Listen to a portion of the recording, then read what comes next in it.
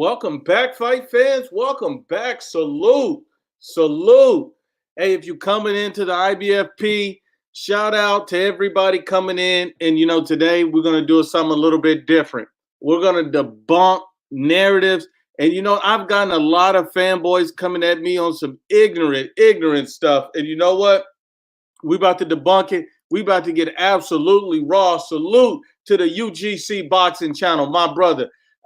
Chin Smoke, Texas High Roller, Sam Shaw, Jay, Ped, Fred, Junior Moreno, Brock, Kevin, Allen, I see you. Salute. J.O. Willie Williams, salute. My brother Max, Israel, salute. Beast Mode, salute. And I'm going to tell everybody, some people are going to get their feelings hurt today. Some people will get their feelings hurt today. So I'm going to just tell you like this. Hit the like button, but I'm going to tell you like this. If you're in your feelings, do not listen to this live stream. If you are sensitive, do not listen to this live stream. If you have the coronavirus, don't listen to this live stream, because I guarantee you the truth I give you is going to make you sick. Do not listen if you are sensitive. If you're in your feelings, if you got the coronavirus, if you are part of the LDBC fanboys, if you're an ego, if you're Dante Cheeseburger Nation, don't listen to this live stream if you are sensitive. Put your tampon on and walk across the street, slap yourself, turn the podcast off, because I'm about to go raw. And I'm going to give you facts. I'm going to give you the facts that you don't want to hear. No excuses for anybody. We're going to body Deontay Wilder. We're going to body Errol Spence. We're going to body Gervonta Tank Davis. And I'm going to hurt feelings today. So if you are in your feelings, slap yourself, jump off the live stream, because this is not the show for you. Not today. Go back and listen to the regular videos. Don't listen to this. Go to the store. Hopefully they haven't run out of tampons, because you're going to be leaking when this is over. So be prepared, because I'm not just talking. I'm telling you nothing but unbiased truths and facts. So let's get into it. Let's get into it. Like I said, we're going to separate fact from fiction. Fact from fiction. So let's get it. The first topic that we got to get on is Demetrius Andrade is not Terence Bud Crawford. And I need you to hear me. Demetrius Andrade is not Terence Bud Crawford. And this, I've gotten thousands of people come at me over the last few months saying Demetrius Andrade and Terence Crawford, they're both boogeymen, they're both avoided, they're both ducked. Let me explain you the difference between Demetrius Andrade and Terence Bud Crawford. Let me explain you. Demetrius Andrade is not Terence Crawford. Let me tell you.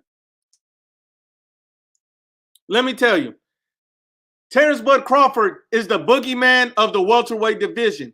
Demetrius Andrade is irrelevant in the middleweight division. Let me explain what I mean by that. Yes, he's a world champion. Yes, Demetrius Andrade got good skills. Yes, Demetrius Andrade is a good fighter. I have no issues with Demetrius Andrade, but the hype has to stop. The false narratives and comparison has to stop. Demetrius Andrade is not Terence Crawford. Let me explain you what a myth is. A myth is a widely held but false belief or idea. And that false belief and idea that Demetrius Andrade is the most avoided man, period, in the welterweight division is nonsense.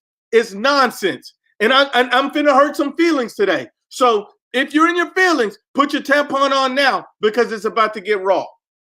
Put your tampon on now, because it's about to get raw. So let me explain you this. Demetrius Andrade is 32 years old. Terence Bud Crawford is 32 years old. One guy is a pound for pound elite fighter. One guy was formerly undisputed. One guy, is an undefeated world champion who's knocked out everybody since he's moved up in weight classes. One guy is a 3-division world champion, and the other guy is Demetrius Andrade. Do you understand what I'm saying? The only person that's truly ducking Demetrius Andrade has to be Jamal Charlo. And that's 100% factual. Jamal Charlo is ducking everybody. Jamal Charlo calls people out just to duck them. That's what Jamal Charlo does. He's ducking Demetrius Andrade. Jamal Charlo's ducking Canelo Alvarez. So if you hear anybody say that somebody's ducking Jamal, Charlo, you know they're a casual, and you might as well stop listening to them right then. But if you hear somebody tell you that Canelo's ducking Demetrius Andrade, if you hear somebody tell you that Demetrius Andrade is the same as Bud Crawford, then slap yourself and turn that lame shit off, because only a dumbass casual will tell you that Bud Crawford, Demetrius Andrade are the same type of fighters. That's only a casual. That's only a casual. Jamal Charlo's the only one ducking this guy. Let me tell you this. How are you the boogeyman in your Demetrius Andrade and you pulled out against Sergey Deveryunchenko? How are you the boogeyman and you pulled out the fight? How are you the boogeyman when you pulled out the fight against Jamal Charlo? You said you didn't want 250, but Showtime came out and said they offered you 500,000. And you have no fan base. You have 3 fans, and one of them is Eddie Hearn. What are we talking about here? So you pulled out of Jamal Charlo, you pulled out of Sergey Deveryunchenko, and then Idris Landy Lara came out and stated that you pulled out against a Lara fight. Lara offered you a fight, and you turned that shit down. So how is Terence Crawford and Demetrius Andrade the same type of fighter when you pulled out of Deveryunchenko, when you pulled out of Jamal Charlo, and you ducked Idris Landy Lara? And now, you know, I have my issues about Jamal Charlo. I don't think Jamal Charlo can beat Demetrius Andrade. That's my personal opinion. But one thing we do know about Jamal Charlo, he's not like his brother Jamal Charlo. He will take a fight. He will get the smoke. So I give Jamal Charlo that. One thing we know about Lara is that he will take the smoke. He will step up and fight the fight. That's one thing we know about Lara. That's one thing we do know. And we do know Sergey Deveryunchenko wants all the smoke. So the fact that you pulled out against Deveryunchenko, you pulled out against, you know, Charlo, and the fact that you ducked Lara shows me you don't want the smoke. Demetrius Andrade is irrelevant. He's not a boogeyman. He's irrelevant. Let's be honest and unbiased. This dude has pulled out more times than I have. That's why I don't have a bunch of kids running around. You got to be honest and unbiased. That's the only thing that me and Demetrius Andrade got, is that we both pull out. That's all we got in common. Let's be honest and unbiased. These dudes don't want the truth. These dudes want a fanboy for a fighter. These dudes want a fanboy for a fighter. We can't fanboy. Anybody telling you that Demetrius Andrade is the most feared boogeyman of the middleweight division is obviously an idiot and a casual, because they don't understand. And let me tell you why he ducked Lara. Let me tell you why he ducked Lara. Let me tell you. Because Lara defeated Demetrius Andrade in the 2007 Pan Am qualifier 9-4. That match was held in Venezuela. I'm dropping knowledge. I'm dropping knowledge. I'm dropping knowledge. Listen, he pulled out of the Pan Am qualifiers in 2007. I mean, he didn't pull out, sorry. He got beat by Lara in the Pan Am qualifiers in 2007, 9-4. So Demetrius Andrade already been beat by Lara, and he didn't want that work. He didn't want that work.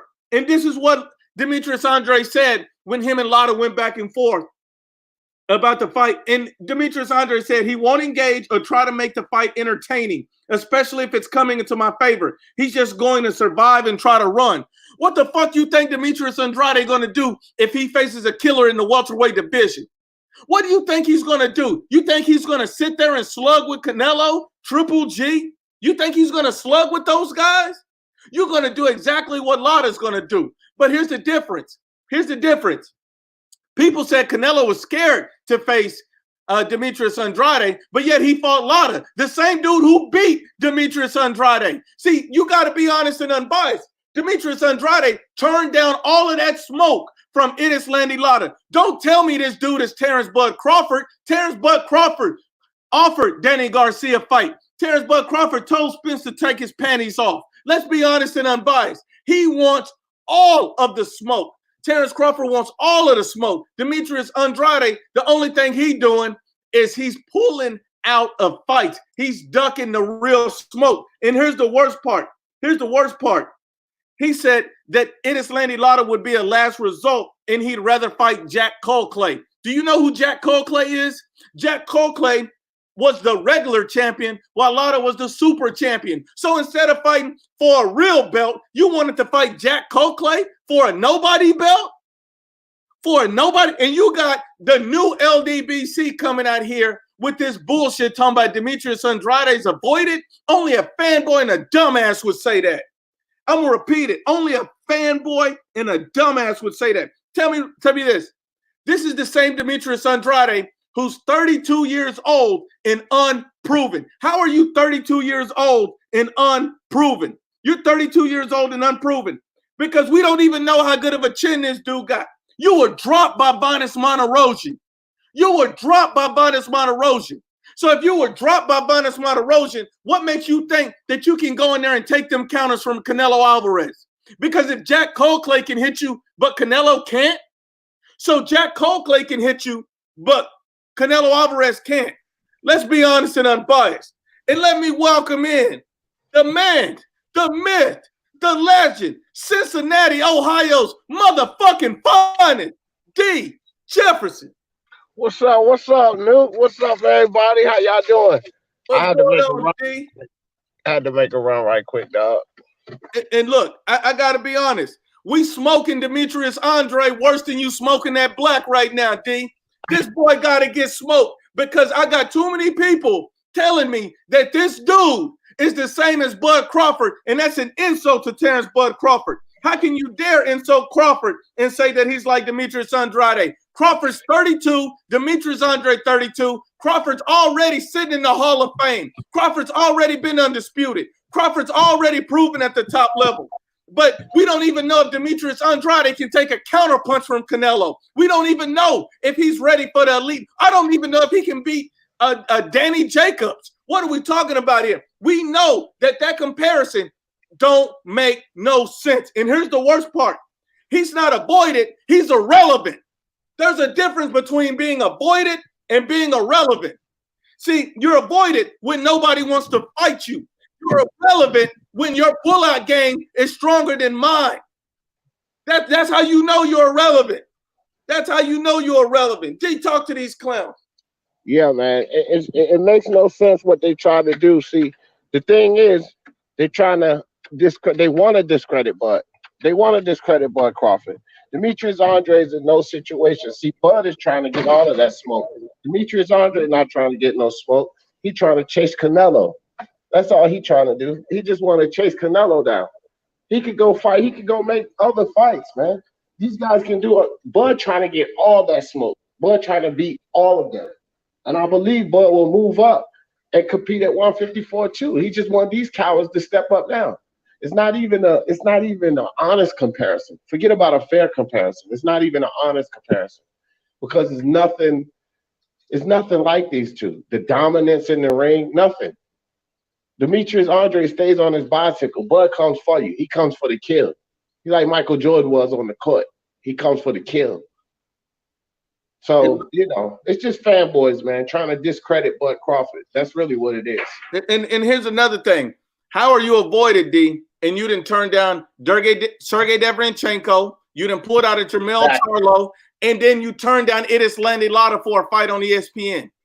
How are you avoided? You said Lada has a style. He preferred to fight Jack Cokley over Estrada Lada. Is that not a duck? Right. And hold on. And here's the problem. Lada had the full belt. Cokley had an interim belt. So you would rather fight an interim champion than a full champion. And you know why? Because Lada already beat the guy in 2007 Pan Am Games. That's why. Yeah. That's why. Yeah. See, he gotta have somebody he can, like I always say, like I don't disrespect Demetrius Andrade, but it's the difference between a highly defensive style sometimes when what I call a runner. You know what I mean? He's like Floyd Mayweather was a guy who would move around the ring, but he wasn't afraid to engage. Sometimes when I watch Demetrius Andrade fight, it's almost like he's afraid to engage. You understand what I'm saying? Like he's just afraid. I absolutely agree. And so, some fighters have the style to nullify what he does. And he knows that. This is why he stays away from certain fighters, especially certain fighters that'll work that body, like Deverenchenko.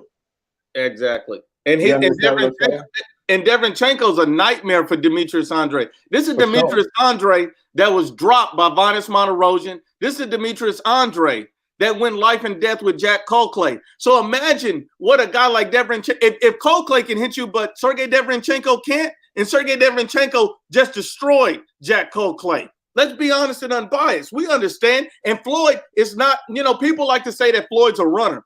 Floyd will stand right in front of you and make it impossible for you to hit him. That's how good Floyd was. Floyd was a special talent. He could stand in front of you and you just couldn't fucking hit him. He would move. He was too good. His head movement, body movement, shoulder roll, foot movement. He was great. He was one of the greatest I've ever seen do it, him and Purnell. These guys were special talents. So Floyd will sit there in the pocket and go with you, but he wouldn't take the punishment.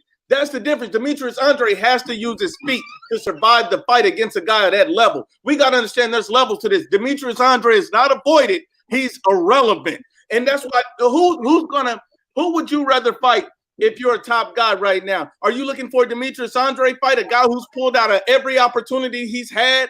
All he was going to do if he gets a big fight is pull out. That's all he's going to do. That's all you're going to do is pull out. That's all you're going to do is pull out, because that's what your history has shown me. You're going to pull out because he's 32 years old and doesn't have one big fight under his belt. Not one. He doesn't have one big fight. So if you don't have one big fight, you're unproven at the elite level. All I can go on is you beat C-level fighters and you've been dropped by Vanes Monterosian. That's all you proven. That's all you got. That's what you got. That's what you got. That's what you got. So don't ever compare him to Terence Bud Crawford. Don't ever call him a boogeyman, because he's proving nothing. Nothing. Nothing. Yes, Demetrius Andrade beat Vanes, but that was nothing. And let me do another false narrative, because Punch Quote's in the building. And first of all, I like to give a shout out to Punch Quote. Great analogy on the Dillian White Klitschko comparison.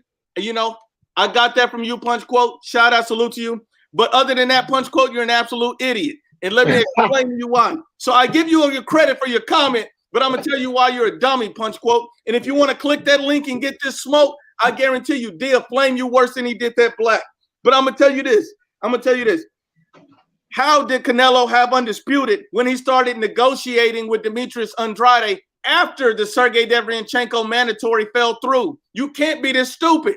Go do your research. The Sergey Deverenchenko matchup fell through. That's why he was stripped of the IBF. How in the fuck can you have undisputed if you don't have the IBF? You can't be this stupid. Slap the shit out of yourself and your mama for being that dumb to come on here and put a comment that idiotic in the chat. If you're going to speak to me, speak a fact, because that was absolutely stupid. You must got the coronavirus making you think of dumb shit like this. It don't make no damn sense. It don't make no damn sense. You got the coronavirus because you spitting this nonsense. You spitting this nonsense. Black, my brother, you welcome and jump in anytime you want to, my brother. I'm dropping that link. It's always free for the UGC. And I'm going to tell you this, D. I'm going to tell you this. I just don't like the comparisons, man. That's all I'm saying. No, it's idiotic, bro. It's absolutely idiotic. I just hate the comparisons. It don't make sense. Salute to Black and Brown. Salute, my brother.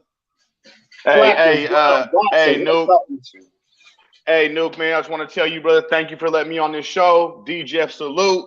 Nuke, man, you pointed me in the right direction, man. So a lot of respect, man. A lot of ups to you, Nuke, man. I love your channel, bro. D Jeff, man. It's an honor to be on with both of you guys, man. Hey, real quick though, when it comes to Andrade, hey man, I've been saying this same thing, man. It's crazy. I wake up this morning, I turn it on, and you guys are talking about Andrade. I've been saying the same exact thing, man. I think Deremenchenko will take that belt from Demetrius Andrade. I have no doubt about it that Deremenchenko will take that belt from Demetrius Andrade. I don't see what all the hype about is about when it comes to Demetrius Andrade. I tune in every time I hear Demetrius Andrade fighting. I tune in to see what all the hype is about, and I don't see nothing special. I see somebody who's wild, sloppy. I see him scared to exchange. I don't see nothing special when it comes to Demetrius Andrade. Demetrius Andrade's biggest claims to fame are Canelo's ducking him, Charlo backed out, and Billy Joe Saunders tested dirty. Those are his biggest 3 claims to fame. When it comes to actual facts and when it comes to actual what we see in the ring, actual boxing skills, it's not there, guys. It's not there. And anybody who wants to sit here and argue for him, they could do that. But when it comes to fight night, we all see for ourselves. And the boxing skills are just not there. Hey, salute to you, Nuke. Keep doing your thing, brother. IBFP, man. Bro, thank you for everything you've done, man. You're the landlord of this shit. I'm out, guys. Thank you for having me. Appreciate you, Black and Brown. Thank you, Black and Brown. Thank you, bro. Me and D gonna welcome Unrivaled Boxing Talk. Mark, my brother, salute. What's good? Big ups, lads. Big ups. Yeah, we're talking about Andrade, right? Yes, sir. Andrade, yeah. Have y'all noticed that Eddie Hearn's pulled off one of the greatest misconceptions I've ever seen? Like, I know the Charlo thing, and Charlo, you could say maybe ducking him because of the offer. But how come on their own platform they haven't made an offer to another fighter for a unification in Triple G? We haven't heard anything about that. That's a unification. Why isn't Andrade fighting Triple G in a unification? And if Charlo's ducking him, why not Golovkin? Why not call out Golovkin then, Eddie? And I'll tell you one thing, Mark. Eddie Hearn was catching a flight probably about maybe a month or so ago. And so I sent him a tweet and I asked him, I said, hey, you know, are you pursuing aggressively a Canelo Alvarez fight for Demetrius Andrade? And he told me point blank period that his focus on making the Demetrius Andrade Charlo fight. But if you're focused on making the Demetrius Andrade Charlo fight, a guy you know won't cross the street, a guy you know won't acknowledge your emails. He didn't even want to talk to Eddie in the past. So if we know that's never going to happen, why wouldn't you be focused on trying to get in the Canelo sweepstakes or get in the Golovkin? Because Golovkin is really kind of idle right now. It would make sense for Golovkin to unify with Demetrius Andrade, then sit there and fight another mandatory or just wait on Canelo. I mean, Mark, you're spot on, bro. Yeah, it's 100%. Like, look, it's easy enough to like constantly call out people that you can't do, but if you're not willing to do the in-house stuff and keep giving us Luke Keelers, and like I'm Irish, but Luke Keeler's shit. Like, let's keep it 100. Spike O'Sullivan, Jaime Munguia has a more credible opponent in his last fight in Spike O'Sullivan than Andrade does, and that's not good. That's not good considering Jaime hasn't been fighting the greatest of opposition himself. Exactly. So, and I agree. And look, if anybody want to debate that, Mark will flame your ass right now. That's absolutely factual. How in the hell is Jaime Munguia a step up from a prospect fighting a better fight in his last opponent than Demetrius Andrade? And Demetrius Andrade is not really avoided. He's more of a relevant because he's avoided the biggest fights. Had he fought Charlo, had he fought Lada, had he won those fights, had he fought Derevyanchenko, his name and his his platform would be so much higher. His stock would be higher. Guys would be clamoring to fight him. He's already been dropped by Vanes. So why would you think that an elite counterpuncher like Canelo would duck him? It don't make sense. But yet take on Billy Joe Saunders, who I would argue is more proven in just his skills. Yeah, well, he also arguably has the better resume, especially at like 160. Like he's beaten Eubank, he's beaten Andy Lee. They're more proven. So, yeah, Billy Joe has a better resume, doesn't he? At 160. What's Andrade's best win? Selecki. Selecki's his best win after Selecki already got destroyed by Jacobs, and Billy Joe. Look at the fight. I didn't mean to cut you off, but and then when you look at the fight with Selecki, it shows you how Andre being so timid to engage. It shows you right there that he can't close, bro. When you drop a guy in the first round and you still go 12, see, guys that can close well, they know that guys may be throwing back trying to get themselves out of trouble. So they know they may have to take one, but they're going to close that guy out. You understand? Andre is timid. He doesn't want to get hit. Bro. He's too afraid to engage. So this prevents him from closing. He should have closed Selecki in that fight. And I'm gonna just introduce El Jefe right now. I know a lot of people had a lot of comments for El Jefe. And I'm gonna tell you this, El Jefe. Do not get on here trolling today, man. Speak some facts. Make your case. If you get on here trolling, I'm going to let Mark body you, and you're going to fuck around and get evicted. Evicted by the landlord. All right. Evicted. Let me just introduce myself, man. This is El Jefe, man. I appreciate for having me on, bro. Like this Demetrius Andrade stuff, man. Like Demetrius Andrade doesn't even deserve to have the respect of having his name on a title of an IBFP video, bro. That's how much I think about Demetrius Andrade, man. He gets no respect in my hood, man. Now, why is that, El Jefe? Because he's a ducker, bro. He's a ducker. He's a clout chaser. He's had the opportunities to make these big fights, and he doesn't step up to the plate, bro. He could even move up in weight and face some of these dudes. He had the opportunity to fight Daniel Jacobs, and he said the same thing that Terence Crawford says, that they're buddies and they don't fight. Like, to me, that's some weird shit, man. That's some ducking shit, and it gets no respect, man. Well, the difference between Danny Jacobs and Demetrius Andrade compared to Terence Crawford and Sean Porter is, if I can understand if Terence Crawford is got an opportunity to unify with Manny or Spence, but Demetrius Andrade, for whatever reason, he's not getting an opportunity to unify with Triple G, and you know damn well Charlo's not going to take it, so you got no one else to fight, and you don't have one credible name. But Crawford has multiple credible names. He's been undisputed. He beat an undefeated Gamboa, who a lot of people thought would beat Crawford. He beat an undefeated Postol, who a lot of people thought would beat Crawford. So let's just be real about it. What do you think, Mark?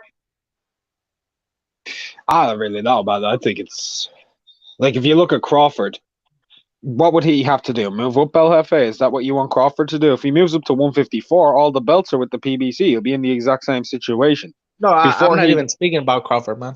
I'm speaking about Demetrius Andrade.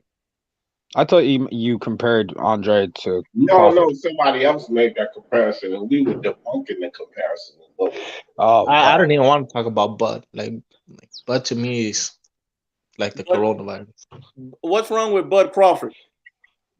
No, I just don't want to speak about him right now. When we're talking about Demetrius Andrade, it's not even worth No, you don't want to talk about Bud Crawford, and I'll tell you why. You don't have to speak about it, El Jefe, but El Jefe is a Spence fan, so he underrates Bud Crawford. He don't want to. No, I like Bud Crawford. He's in my pound for pound list, but I'm not liking his movements he's making. That's it. Like what movement is he making that's not good? Well, that article that came out, him ducking Sean Porter, like all this weird shit. So he's Sean also Porter made him an offer. No, but they have this buddy shit, man. It's homoerotic, man. Like, it's not to me. You sound a little under the weather, El Jefe. You sound like you got the coronavirus, man. Hey, bro, I ain't gonna lie, bro. I feel kind of sick right now. I might have to go and get this shit checked out, bro. Smart. I mean, this is funny. Yeah. Oh no. I mean, he was talking to me yesterday about 5G in his area. I think it's frying his brain, bro. Look, let me tell you guys this. I've been getting a lot of more stuff, man, about, somebody told me that Loma versus Teofimo is going to – I think it's a 50-50 fight, personally. I know a lot of people think that the fight is farther apart and more in Loma's favor than that. I have no disagreement. I think Teofimo got a really good chance. I've seen Loma hit cleanly. I think Teofimo lands cleanly. He could hurt him. But with that being said, I've heard people saying Teofimo is going to knock him out easy, fanboy nonsense and rhetoric. This won't be an easy fight for no Teofimo Lopez. I mean, you guys want to speak on that, D, first? Let me speak on this one first because I'm a Teofimo Lopez fan, but also a sensible boxing fan. I think it's a close fight. I really don't even have it 50-50. I'm actually favoring Lomachenko as a Teofimo fan. Okay, like we got to be sensible about this here. Lomachenko's a wizard in the ring, and size is not everything in this game. Lomachenko's competing at 135 and has won belts at 135 for a reason, and he's carried up that skill set that he's had from the other weight classes. Lomachenko is just the best. So this kid is going in there fighting the best. Now, if you're going to favor the kid, okay, I think you're an extreme fan to favor the kid. But to sit there and say that he's going to go in there and beat Lomachenko easily, you're an idiot. You idiot. Whoever's saying that, you idiot. That's all I have to say. Mark, what's your take on the Loma Teofimo situation? Well, I've given Teofimo a couple of hard times over the last year and a half. A couple of hard times, but he's a good fighter. He's definitely a good fighter. He's got a big punch on him. He can definitely hurt or knock out Lomachenko off of the counter thing. I just don't like the idea of him going Philly shell against a southpaw. I think that could be an issue for him. The way Loma uses his paw and disguise off the left hook, that could be very dangerous all night. That shot could be there, just turning him out to the right. But anybody out there who's picking Teofimo, I'm more in the mindset of they're not doing it because they believe Teofimo will win. It's because they're in a no-lose situation. Because if he wins, they've pulled off the biggest call, right? But if he loses, well, he's still young and he can improve. Yeah. I mean, he's going in there with a guy who, consensus-wise, is in every top 5 pound-for-pound list in the entire world, if not 3. And in some people's eyes, he's the number 1 pound-for-pound fighter in some guys' eyes. This is a dude who's a Hall of Famer in the Olympics. He's the fastest 3-weight world champion in the history of our sport in the male leagues, alongside Kosai. I mean, it's something that you don't see every day. How many times do you see a guy in his 3rd fight beat a fighter as good as Gary Russell Jr.? Exactly. You don't. Exactly. And hold on, Mark, here's another thing that people don't realize, and I just want to say this point, I'll let you finish, is that people try to degrade you for losing to arguably the pound-for-pound best fighter. Like Canelo lost to Floyd at a young age, and people say, oh, that's why he got schooled by Floyd. Idiot. That's what makes you great, going after fighting these guys, taking these risks and chances. Because if you pull off that shit, you're a legend right away. You have nothing to lose. And if you lose, you still get the experience of being in there with somebody so far advanced compared to you that shit is priceless. Look at Canelo now. He's a big superstar, pound-for-pound fighter. It makes him this. Even if he loses to Teofimo, this is the type of shit that's going to make him great. Win, lose, or draw, Teofimo has the best resume of all the young fighters because he's beat Comey and he's gotten in there with Lomachenko. So hands down, he'll have the best resume by far of all these young fighters. Shakur, Devin, Tank, all of them. Ryan, all of them. And not to Charles Damn D. What's up, my brother? Charles D outside blowing. He can't hear right now. El Jefe, do you got any response to this Teofimo Loma situation? Yeah, I got Lomachenko outboxing, almost schooling. It's gonna be humiliating for Teofimo, but I hope he takes it as a learning experience, like you said, like Canelo did. But I just don't think Teofimo has that mental fortitude that Canelo had to train to get better and get over the loss. I think this loss is really gonna hurt his ego, his how do you call it, bro? His swag, like his mental games are not gonna be there, bro, because Teofimo's these type of fighters that it's all about confidence.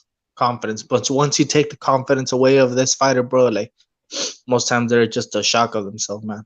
They're not the same. And then, and then I got another situation that I've been getting bombarded with. A lot of people keep coming to me and saying that Ryan Garcia is a hype job. He's going to get exposed facing Tank Davis. And so I'm going to just use the famous words of my brother D. Jefferson. You idiot. Only an idiot would think a guy who's at that level would get exposed by losing to a guy like Tank Davis. Look, if Tank Davis beats him, that's what he was supposed to do. Tank Davis is older, more experienced. He's been a world champion at these are things that Ryan Garcia is working towards. So, I don't see how anybody could be dumb enough to say that Ryan Garcia is going to get exposed if he loses that fight. I think it's a great fight to make. I think it makes a lot of sense. And I think Ryan Garcia has a great chance to win, especially by the end of the year, giving him more time to get his man strength. D, go to you then, Mark, and let's just circle back around. D, you first. You know what, Nuke? That's why they would say it, because they are dumb enough. They're dumb enough to make a statement like that. You know what I'm saying? It's the thing. Here's the thing, man. These guys are – Ryan Garcia is a prospect.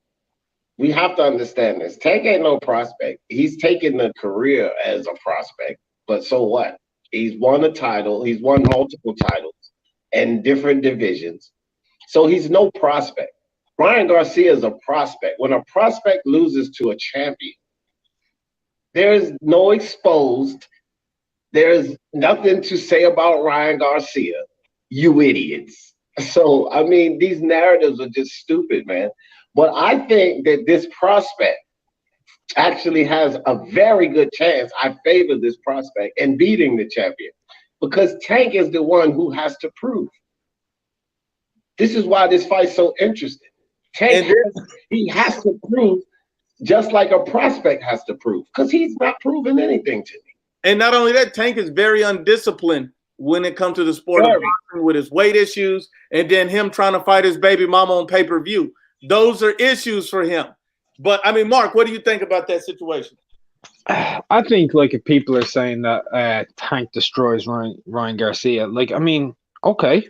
If you want to say that, fair enough. But, I mean, at the end of the day, you're talking about a 2-weight world champion who's a 3-time champion now. He's IBF, WBA super, WBA regular now at lightweight. Ryan Garcia, his best fight so far is probably Fonseca, a fight that Tank was fighting earlier in his career. I mean, he's just coming through. Ryan still needs to have a proven ground fight as well. He hasn't had a proven ground fight. Like, I mean, Tank kind of had Pedraza, which is labeled the best fight of his career. I mean, that could be Ryan's Jorge Linares, and those are the type of fights that you need. Like a Jorge Linares, a seasoned competitor, a 3-weight world champion. He's been a long-standing champion himself. He was a good fighter at one stage. Not the greatest fighter around, but a very good fighter nonetheless. And if Ryan were to go in there with Tank, I'd be worried about Tank because the one thing Gamboa never did in that fight was throw combinations, really, because he was too afraid to let his hands go because I guess he was injured, whatever. He's old, he's shot, he's past it. But whereas with Ryan, at the very least, if Tank chins him, sure, Ryan's going to put pressure on him, and Tank got stunned against Gamboa. And Gamboa's power ain't the same. He ain't the same fighter that he once was. So if Ryan were to let his hands go, he could just as easily chin Tank. He really could. So and another thing too, Mark, is the speed advantage. You know, guys are more reluctant to get in there when they understand that the guy's faster than them. And Gamboa understood that he lost a step or two when it comes to that speed. So Tank had the speed advantage. Tank doesn't have the speed advantage of Ryan Garcia. They're probably equally as fast, or Ryan maybe slightly faster than Tank. I think Ryan's faster because the only time I seen Gamboa throw a combination back when Tank was throwing a combo, I seen Tank throw 4 punches and I seen Gamboa throw 7 when he threw that combo. So I mean, I don't think Tank's as fast as people make him out to be, especially coming up to light heavyweight. I think in lightweight, if you look at Tank at 130, he was quick earlier. He's gotten a bit slower. He isn't as fast as he was. Because he's fat and he doesn't stay in shape. That's why. You little fucking Cabbage Patch Kid. That's why. It's probably because he's been sparring women. That's probably the main reason that he's probably. I don't know. Like he's probably been sparring with his missus too often to actually be getting competitive rounds. Let me really break it down for y'all because y'all. Hold on, we're gonna go to Charles D. Yeah, go ahead, Charles D. Charles D still blowing, but I just want to say he's 1-1 actually because he beat the one up at the damn basketball game. But if y'all don't remember on Instagram, his girlfriend was beating the shit out of him on the couch while he was so he's 1-1 against the females actually. That's it. Black motherfucking horseman. Salute, my brother. The landlord Nuke, D Jefferson, Mark, El Jefe the boss, Charles D taking the nap. What's going on with y'all, man? What's up, man? Man, just roasting these fanboys, Demetrius Andrade, Stank Davis, you know. The usual, yeah. Hey, no, shout out to one of my sons. I can't remember, right? But he call him Sugar Tank Davis. Sugar Tank, yeah. Sugar Tank Davis. Oh boy, man, these guys. Honey Bun Davis. Yeah. Let me ask you this, Black: is Ryan Garcia exposed if Tank Davis beats him, or is Tank Davis supposed to go in there and get the W? Because you know the way we see it is all the pressure is on Tank Davis to get the victory. 2-weight world champion, guy's more experienced, more seasoned. He's supposed to go in there and win this fight. Yeah, Tank's supposed to go in there. Now, is that fight supposed to happen or something? For real? It's supposed to. And Ryan Garcia's dad says the fight's going to happen in December. I mean, you never know with these guys. I already said that Golden Boys reached out to the PBC earlier on the Chris Mannix podcast that they were trying to get that fight made. but they're saying it's done behind closed doors. So I guess it's contingent on these guys' next fight against Leo Pillow Fist Santa Cruz and Jorge Linares. You know what, man? It's crazy because I remember, I think a couple years back when they asked De La Hoya, he was like, oh no, like when they asked him about facing Ryan Garcia with Tank Davis, he said, oh no, Tank is a beast. I'm like, oh, okay. So he don't want Ryan to get in there with no Tank. So now I guess after coming off that spectacular 2 back-to-back KO wins, they think Ryan is ready to get in there. But it'll definitely hurt Tank if he lose. Ryan would just be like, well, y'all threw him in there too early, too quick. I think it's because Ryan Garcia is not the same fighter. Ryan Garcia is now training with Eddie Reynoso. He's sitting in the gym with Canelo Alvarez. So he's taking his game to the next level. You seeing things from Ryan Garcia that we've never seen before. And and Eddie Reynoso said, just like he's been saying all along, he said, I'm not going to let this guy take a fight if he's not ready. He feels like he's ready for Linares. This guy, I think, I trust Eddie Reynoso's judgment on this one. I think that if the fact that he thinks that he's ready for Linares and he goes in there and if he gets rid of Linares like he's supposed to, I'll support that 100%. I think that he's ready at this point because I don't think that, Eddie Reynoso doesn't make those type of mistakes. He takes the elite fighters and makes them great. I mean, I don't know. What do you guys think? Well, bro, I think it's a bit too early for Ryan Garcia, man. Like Ryan Garcia is good and everything. He's evolving and everything, bro. But the best thing that can happen for Ryan Garcia is this coronavirus, man, because it's gonna push the whole schedule back. So it's good for him. Hold on, I'm gonna go to D, but I just want to say this one thing. I feel like I'm right when I say the opposite of what El Jefe is saying. Whenever I say the opposite of this guy, I feel like that's the smartest shit I'm saying. Anyway, D. It is a very smart shit you saying because El Jefe is a known Tank Davis fanboy, number one. Okay. Number two, Ryan Garcia is 20 years old now. Like he was 18 2 years ago. So he's getting stronger, man. He's getting stronger by the minute. You know what I mean? And these knockouts, somebody, Charles, get your earpiece out of your damn collar shirt. With all that damn ruckus. But Tank Davis is not doing anything to improve. Ryan Garcia is doing everything to improve. And this is the fight that we're going into. Tank he's not fighting the better competition. He's doing nothing to improve his skills. So basically, what is he relying on? He's relying on the potential that he has. Basically, that's it. That's all he's relying on. Because he's not doing nothing. But, so, hey, what does a Tank win do for Ryan? Does that make him like just a superstar automatic by beating him? I think that, he's already a superstar. Yeah, look. Huh? Shut the hell up, bro. I believe that Tank Davis, this is star power for either of these guys. I will say that because, look, man, both of these guys have the largest freaking social media following. Both of these guys are known in the sport of boxing, regardless of whether you like either one of them or not.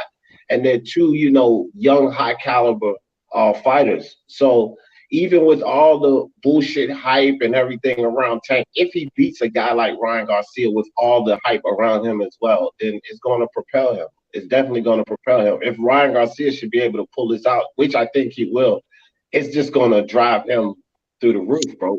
He's probably – they're looking at the next guy to take over Golden Boy anyway, because Canelo's out of there.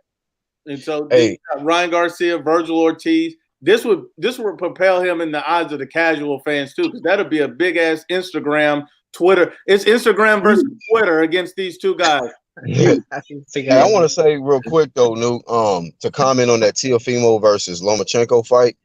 Of course, this would be a good win for Ryan if he wins over Tank, but Teofimo winning over Lomachenko, man. Oh yeah. Much bigger. Golly. I mean that'd be big, man. Let me tell you about that. Subway audio promotion. Angel got that cricket Subway wireless, Wi-Fi. Man. You sound like an alien, bro. Hold on. Species walkie-talkie promotion. Let me ask everybody on the panel this. If Teofimo beats Lomachenko, is he top 5 pound for pound? You got to, bro. No. He's not. No. I don't. Let me tell you something. That gotta be If top he beat, five, man. if he beats at that age, bro. Listen. Look, You gotta have that body of work. Shut the In his second fight, in his second fight as champion, right? He going there, blaze out Lomo. That don't put him in the top 5. Blaze out a guy who been at everybody's pound for pound list for this long. To casuals it will, but to boxing historians it won't. Look, hold on, look. I'm a casual now. Let's do this, Mac. Let's do this. Let's let El Jefe break it down first, because I'm trying to go ahead, El Jefe. Go ahead, dog. Wow. When the teacher's speaking, like, listen to you. Like, I don't want you to cut me off, man. Like it's all to the body of work, bro. Like, and Lomachenko's already in the downfall, and I don't even have Teofimo winning, but if he wins, bro, like Lomachenko's already in the downfall. He went. So where you put him in, El Jefe? What do you put him in if he's not top? What do you put him? I put him probably like outside the top 10. Okay, like I got a question. Did he surpass Spence or no? Nah, he doesn't. Hell no, man. Okay. Spence is a unified champ. What are you talking about? Are you finished? Are you finished? Go ahead, man. Okay, I'm gonna go to D. Hold on 1 second, D. I just want to make this point and body this guy real quick. So you're saying that Vasyl Lomachenko's on the downfall. Why is Vasyl Lomachenko's on the downfall? Because his wins, injuries, the weight class he's in, like all of that's making him go on the downfall, okay. brother. So I just want to make this quick point. Errol Spence is 30 years old, and you know, just the last fight against Sean Porter, that shit could have went either way. Then he just had this huge ass car wreck where he was flung from a car and his choker chain popped. So now you got Vasyl Lomachenko, who's only 2 years older than him, been in less professional fights, and pretty much made guys no mas. So you're saying that he has more punishment on his body than Errol Spence? I mean, you know, I mean, come on, think about this shit, El Jefe. You can't be this stupid. Age is just a social construct, man. I mean, hey, we got to be honest with you. If Teofimo beat Lomo, that's a better win than fucking Spence got. Shit. Spence beat Mikey Garcia for division champ. Hey, listen, because I look at it like you beat a top pound for pound guy in your division. That's, you know what I'm saying? You got to get credit for that. Errol Spence won't even fight a top pound for pound guy in his division. Bro, what are you talking about? He beat Mikey Garcia. I said in his division, fam. Mikey Garcia is from 135 pounds. You can't think before you speak, bro. Think before you speak, El Jefe. Come on, man. He's that stupid. We got a champ. He got a pound for pound champ in his division who he just won't fight. Loma unified, man. Loma is unified, dude. Loma unified, bro. They've been champ in multiple divisions. D, set El Jefe straight real quick, man. Listen, El Jefe. First, I'm gonna start off with this. You idiot. Okay, you idiot. So let me give you a breakdown of why. Black, I misunderstood you, bro. When you said pound for pound, like I don't even have a top 10 because it's too difficult. I only think top 5 when we go pound for pound, and that's the only reason I said no. But top 10, yes. You know what I mean? Yes, he goes in the top 10 for sure. I still wouldn't say that he had enough to go over, you know, like a Nui or. I don't know. Maybe I was just trying to give him more credit, being the fact that he's so young.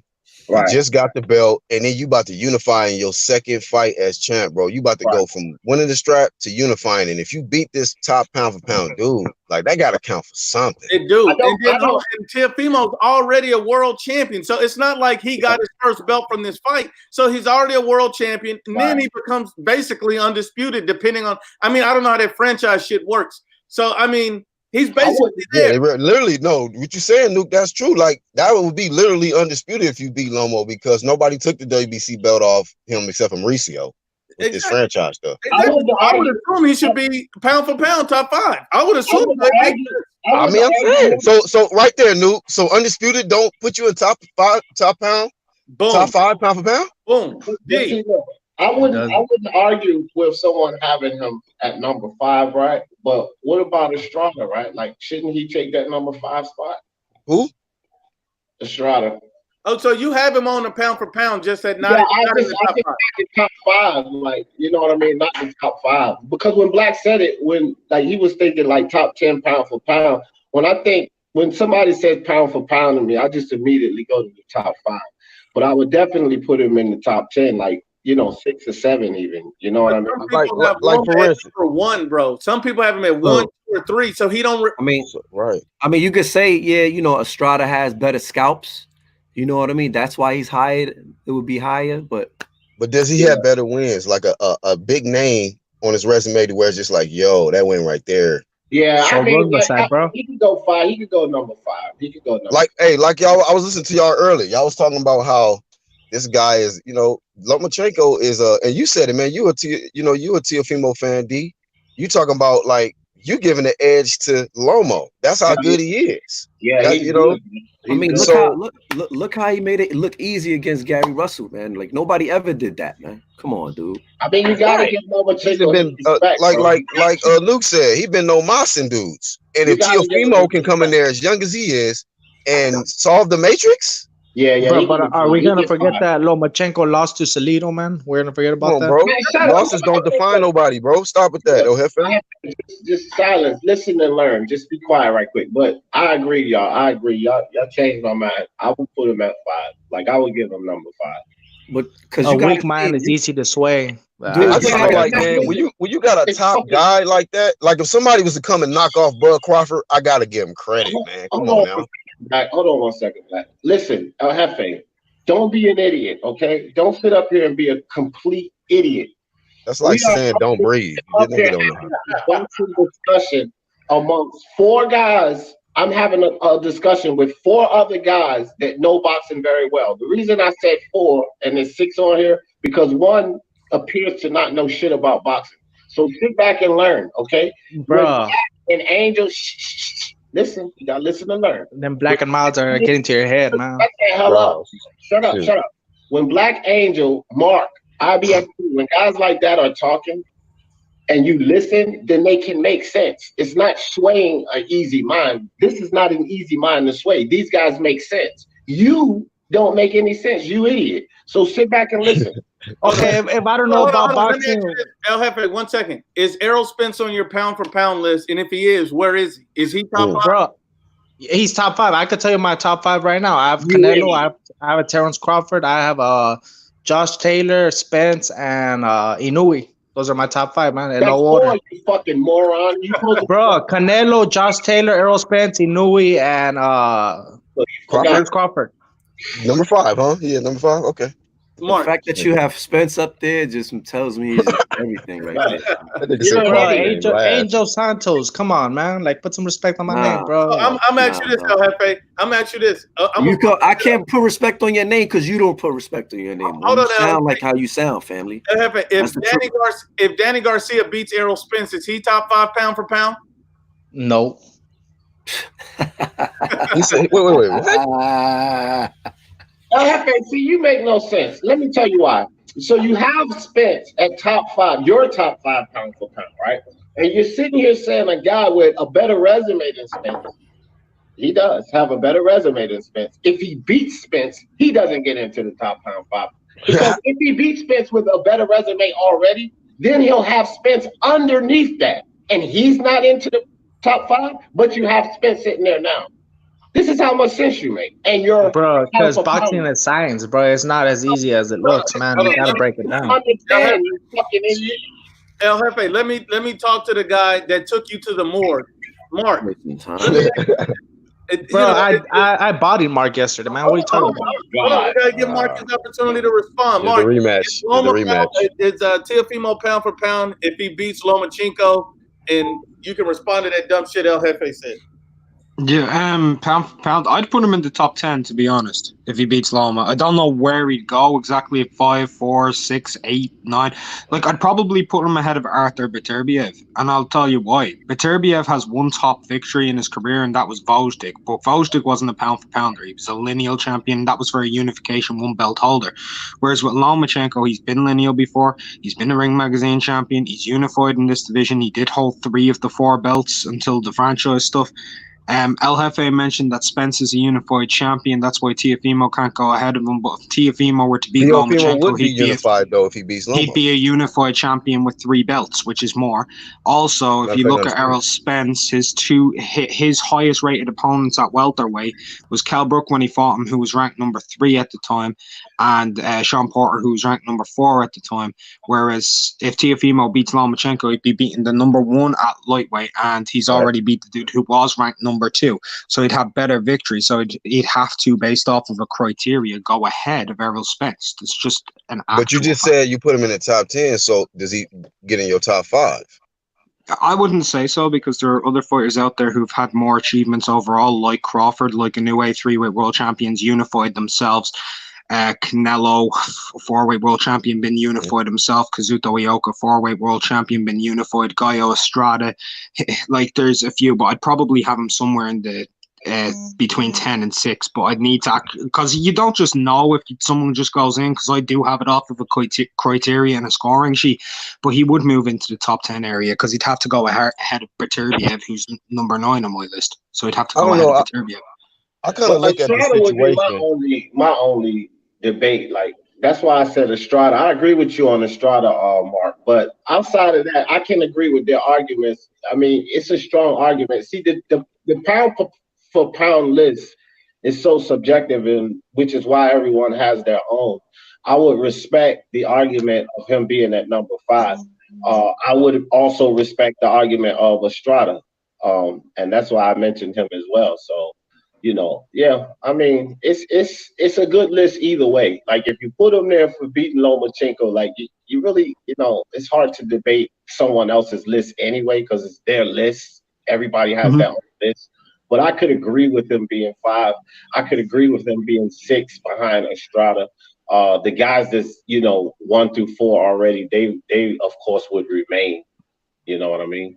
So let me ask you real quick, D. How many fights did Lomo have before they even rated him top 5, top 3, top 1 pound for pound, all that shit? I have no clue, bro. I really, he had like only a few fights, right? He was like, what, like 5 or 6 fights? 5 or 6 fights, before I heard people talking about him being in the top, it's. So to me, I'm looking at it like this, D. Like, this guy came in, he did really hardly nothing, to be rated that high as pound for pound. But he showed consistency. He proved that he is a real top guy. And then a guy can come in and knock him off completely, who's younger, have less experience, coming off getting the belt, knocking off, what did you just say, Mark, the number 3 guy or whatnot, and then going in and knock off one of the top guys. Like you said earlier, Mark, he's number 1 on a lot of people's pound for pound, and he can't eclipse 5? But see, the thing is this, that's the thing, like and I'm not saying you, Black, but I'm saying like it's sort of a misconception out there of what he did when he came in. So when we say, well, like that he basically did nothing, but let's go back and look at what he actually did, because what he did was super impressive. Like, he was retiring guys. Like, they didn't even want to come back out, bro. You understand what I'm saying? And it's against the opponents he was doing. Not like he was doing this against fucking taxi drivers like Deontay Wilder. He was doing this against relevant guys, and they did not want to fucking return. They didn't even want to fight no more. No mas.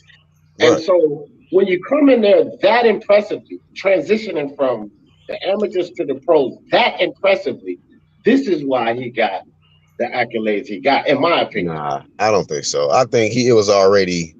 Like, they wanted to probably rate him pound for pound for his first win and shit. But, he had a little blessing with this. I mean, they all want to hype their fighters up, their potential stars. Like, of course, we all get this in every fucking. I mean, people say that, they point out the PBC, but all of these networks do it. They got a potential star. They do everything. They pour everything into him to hype him up. So I get that part of it. But he produced, in my opinion, just the way he beat these guys. How he made them look and how he looked in the ring doing it, he produced, in my opinion. I mean, right, exactly. I mean, real quick, look at the situation just recently with Chocolatito and Kaya-Fai's fight. Everybody expected Kaya-Fai to beat him, right? That's why Kaya-Fai took that fight. Undefeated fighter, a lot of backing behind him. Chocolatito looked like a shot fighter, that had some losses, but a pound for pound king. you know. And if Kayafai would have beat that kid, Chocolatito, Kayafai would have been up there, correct? Right. Because look who Chocolatito has faced off. Look what he has done. Okay, but look what happened. Chocolatito beat Kayafai impressively in a knockout, and he's back in the top rankings. No ifs, ands, or buts about it. Let me ask you two hands. Does Teofimo make the pound for pound top 5 if he beats Vasil Lomachenko? Yup. That's what I'm saying. Yeah. Hey, I want to add this too because I heard Mark say something about Lomachenko being the fastest 3-weight world champion. That was true till Clarissa took that. So Clarissa will probably troll this damn. I did say in the male divisions. Oh, okay. I did say in the male divisions. I said tied with Kosoi. We'll make sure everybody know that's clear because you know Clarissa, she'll troll the shit out of Nuke and be like, "Look, they over there talking about 3-weight world fastest. I'm the fastest to do it." In the female divisions with 2-minute rounds. In the female divisions with 2-minute rounds, yeah, she is. I look at these different sports. She better be ready for this. Troll you, Mark. She's gonna be on you, bro. She's gonna take that little part. She has me blocked on Twitter anyway. Oh, okay. Oh, damn. She gonna fight that Twitter? Canadian chick. She got me blocked. She got me blocked on Facebook, so don't feel too bad. Okay. I was giving her that smoke, and she was like, "Oh no, I gotta block this nigga. I gotta block." I got a question for everybody on the panel. What happens if Deontay Wilder does the unthinkable and beats Tyson Fury? Oh, damn, these motherfucking fanboys. We back to square one. True media. Because these motherfuckers. Hey, listen, it's like a win-win for us because I have to say this. If he does pull off, you know. Hey, Nuke, I'm gonna let Charles come up, man. Thanks for having me on. All right, Black. If he does pull off the unthinkable and wins, we're just gonna have to sit here and debunk a whole bunch. So we'll have a lot more material, Nuke. You know what I'm saying? Because they're gonna come out with the bullshit. Because whether Wilder lands that lucky punch, because it's a lucky punch at this point to me. So whether he lands that lucky punch or not, if he does land the lucky punch, that's all it fucking is. Even if he lands the lucky punch and beat Fury, he's still going to be Deontay Wilder. He's still going to be just as susceptible to getting his ass whipped by anybody else as he is right now, bro. And that's the facts. Dillian White can still go in there and beat the shit out of him. He's going to be in danger for the rest of his career at this point, regardless of what happens in that next fight. And that's the reality of it. And this is what these Deontay Wilder fans don't understand. So if he slips that right hand in there, and by the grace of God, knocks Fury out, he is still going to be the same susceptible Deontay Wilder he is right now. So I'm asking this. So he's on. So even if he wins, he's on fucking borrowed time. The blueprint is out. Fucking time, bro. I say his career is finished. You know I've said that. It's finished because I don't see this miraculous victory in the trilogy. I see him getting beat dominantly in the fucking trilogy. But if you know, like I said, by the grace of God, he wins. He's still going to be the same susceptible loser that he is now, bro. Let me go to two hands. Two hands. What do you think about this? Then we'll hit actual facts and then bring it back to Mark. Two hands. What's your thoughts on this? You already know how I feel about it. I mean, oh shoot. Oh, we talking about if Deontay Wilder win. Yeah. Man, look, man. If that fool win, Jesus Christ, man. I mean, realistically, I ain't even thought about that possibility because I don't even see no way that he can possibly win. But if he does win, you know what I mean? I'm already know that I'm going to have to deal with a bunch of bullshit from a bunch of delusional individuals from all over North America, particularly from, you know what I'm saying, the fake woke pro-black community. So, you know what I mean? I'm prepared for it, but I mean, at the same time, I just don't see it happening. Like, you take them two dudes and throw them in a machine and flip the switch, and Tyson Fury going to win 100 out of 100 times, man. Yeah, man. Actual facts. Speak to him on this one. I think, man, you know, he takes this fight in 6 months. He's done, man. He's done. He needs to sit his ass down for a minute. You know, like Ryan Shields said, right? And I said it too, like right after the fight. Said it on the live. But the thing is, man, even if he does win, right? You got the Dubois out there, you got the Hunters out there. The Wolves is out, man. They coming for you, bro. The Usyks? The Usyks. the Charosas, the white, they all you can't. Mm-hmm. And the thing is, you talking about you want to be the world, you world champion. You got to go defend and go and travel. You can't just do it here, man. You got to go around, baby. And they gonna get him. And that dude from Russia, the dude that beat him in the Olympics, oh yeah, he's a pro too. He's coming for you, and he's got a lot of money back in. Okay? Yeah, so there's no hiding, man. If he wins, it's a wrap. Unless he starts really training, really getting a better coach or somebody. Just like I said, bro, he's the same acceptable Wilder that he is right now. If he wins, it doesn't matter. He's fucked. So let me go to Mark real quick, then we're gonna circle back to Charles D. Mark, what's your thoughts on this? If he wins, if by the grace of God a miracle happens and he wins the fight, is he doomed on borrowed time because somebody else is gonna kick his ass? Does he hold up undisputed? How does things go? He's not going to hold up undisputed. He's not going to go and fight for it anyway. He's on borrowed time because he'll have to fight White in February anyway. That's mandated unless White would agree step aside for an undisputed fight, and we know that won't happen. No way. No. But I'll tell you exactly what I'll do if he wins. I'm going to start a conspiracy theory called fucking Metal Handgate. Because I'm gonna go crazy. I'm gonna do it. I'm gonna break down the science behind it, why it should be illegal, because his fist is literally heavier. What's worse, having a glove fall off your hand so you can hit with bare knuckles, or having a metal rod inside of your hand where your actual knuckles can go through the glove? What's worse? Look, Mark, I will say this: it's not heavier. The bone is actually more dense and heavier than the titanium, so it's not heavier. It's lighter. It does grace him from breaking that thing, so it does give him an advantage, but weight is not one of the advantages. It depends on the bone, because if it's on the knuckle or on the back of the hand, that bone is actually very, very light, very light. In your knee, your knee bone is heavier, but in the hand, it's said to be actually lighter, the bone in your hand, because that's a very, very, very slim bone. It's one of the thinnest bones. And then it's not one metal rod, it's rods. And so there's multiple. And not only that, there's never been a conclusive study or test done from boxing analysts and scientists and doctors, whoever the fuck would conduct a study on how his punching affects people with those rods. There needs to at least be somebody to look into that shit. Because if people are protesting and want them to look into Fury, offer some non-issue shit, why is no one giving a fuck about this? Charles D. What up? Facts. What up, though? What's going on with this Deontay Wilder stuff, man? Man, I was in the fucking AT&T store, man. AT&T store trying to buy a new phone and shit, and now my shit working and shit. But what up, though? Okay, we were talking about it. Deontay Wilder, by the grace of God, you know, he pulls out a miracle and beats Fury. What happens next? Is he on borrowed time? Does Dillian White knock him the fuck out? Does he fight Anthony Joshua? Or does the metal rods in his hand explode? Fuck his hands. He ain't beating Fury again. The ass whoop is only going to get worse. I can guarantee you that one. Does he retire? At this point, he better just fight and cash out, because I don't see him beating Fury. That's not going to happen. Because look at it like this. Fury whooped his ass with Sugar Hill on a couple of months of training. He's training now, waiting for this fucking trilogy. Wilder is no contact.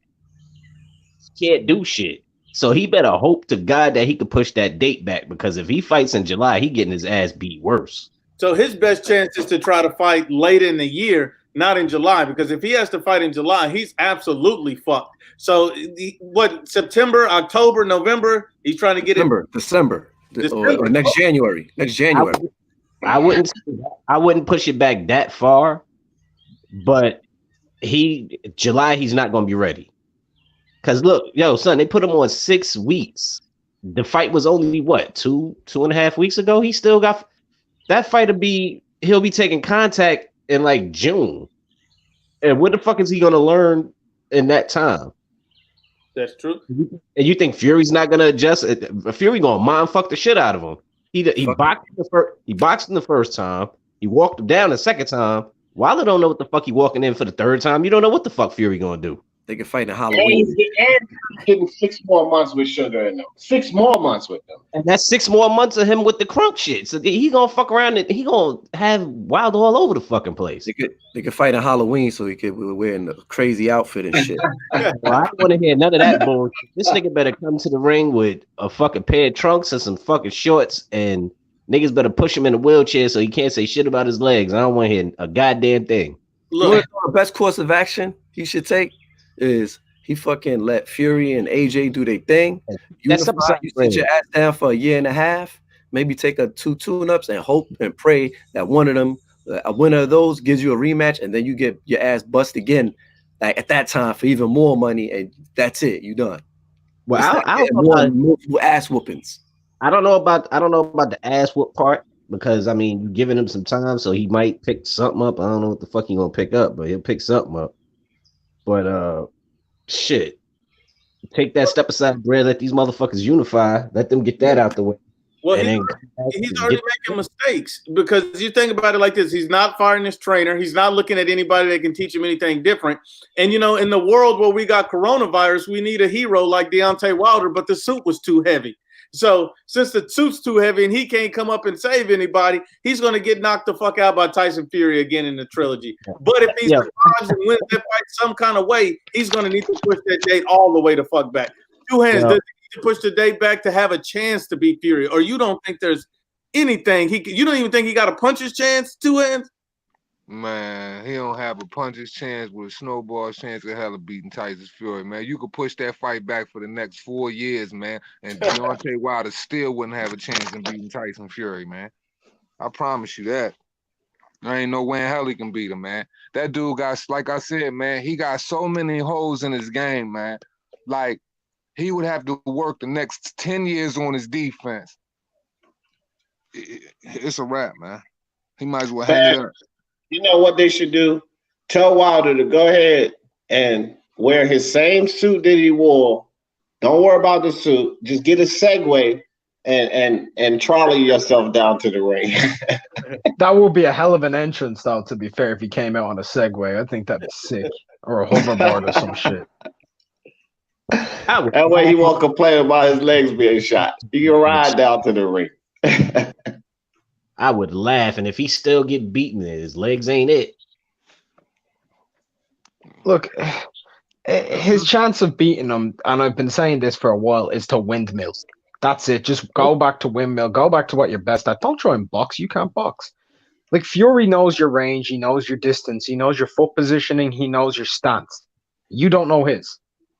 He's got a ring IQ. You don't. Go. Just try. Fury said he wanted Hagler and Hearns, right? That's what he wanted. Wilder didn't give it, and he got punched up. Give him Hagler Hearns. Try and make him go backwards, because if Fury's able to come forwards onto you, he's just going to keep beating you up. He's too big. It's just too big, and he's able to catch you with a lead hook from your max range. His reach is crazy, man. So, yeah, I'd just say, swing. Yeah, he might as well just go crazy in that joint. Mark, you can't give Tyson Fury any time to think about shit. You got a windmill and just hope he can't catch what you're throwing. You got to just swing and swing. If you gas out in 2 rounds, like, I'll give you more credit for trying to box, because at least you'll actually look more like yourself, because Wilder looks more uncoordinated when he's trying to box than he does when he's windmilling. He looks more off balance. His foot position isn't set for it. He hasn't learned it. That's absolutely true. Actual facts. What do you think about that? What should Wilder game plan be to try to get this belt back? Because he has to take the rematch, because all the shit he gave Anthony Joshua, he's going to have to eat all of that shit now. He should have just shut the fuck up. Man, Deontay Wilder's best shot at getting the victory, man, is just go fucking crazy, man.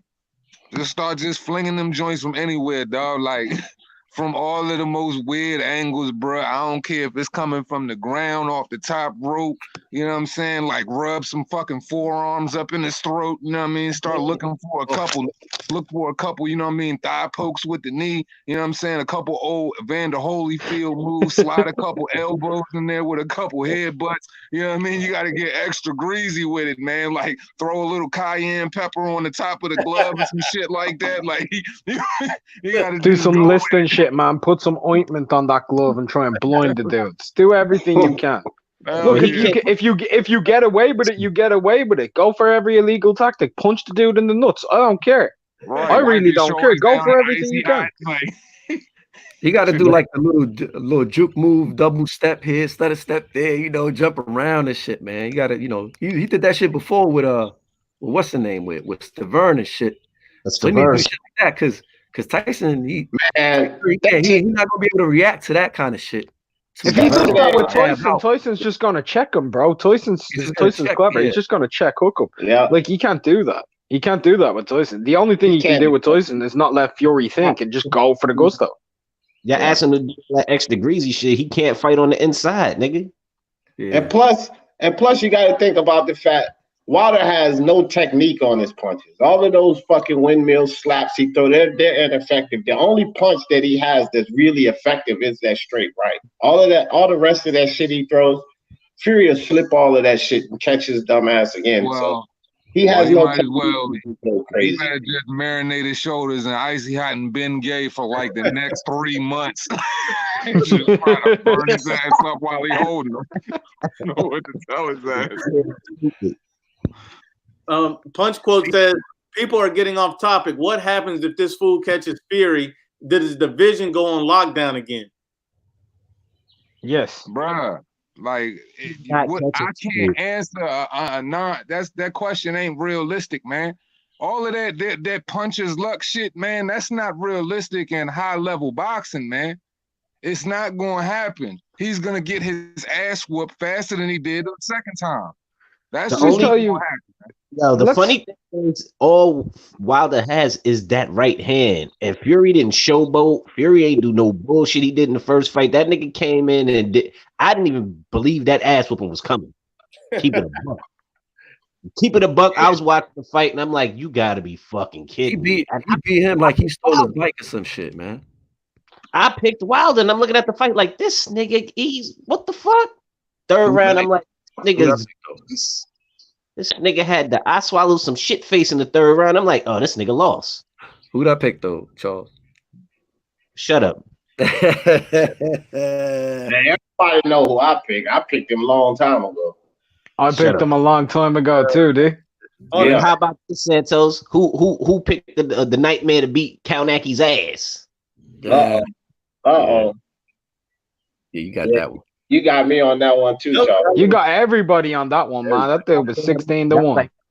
I was like, Kalnaki just gonna walk into some shit. He gonna walk into that, Charles. You would have got paid, bro.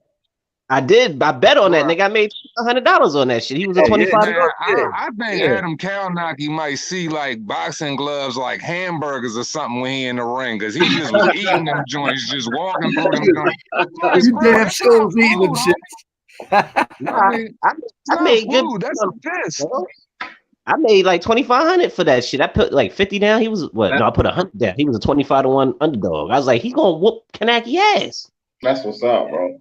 Cause I'm like, yo, he been in with good competition. He straightforward. He got no head movement. The nigga went life and death with Areola. Why the fuck am I not gonna take the 21 of 25-1 odds? You crazy? It's always good odds when you take it with no head movement. Exactly. And then I forgot he was undefeated against undefeated fighters.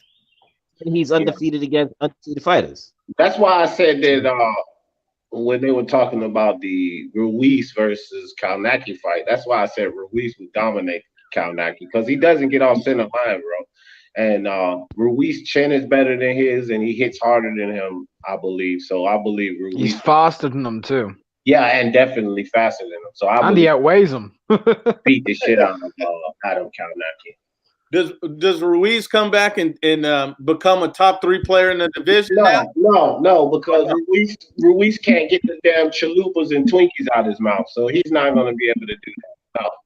Two hands, Mark, Charles. Man, he gotta want that shit, man. Like honestly, I honestly, truly believe in Andy Ruiz's skill set, but he's gotta want it, man. He's gotta show that he's got a level of mental focus that we haven't seen before. Like it's gotta be a level of consistency here over a couple of years to make me a believer. Because the kid got skills, man.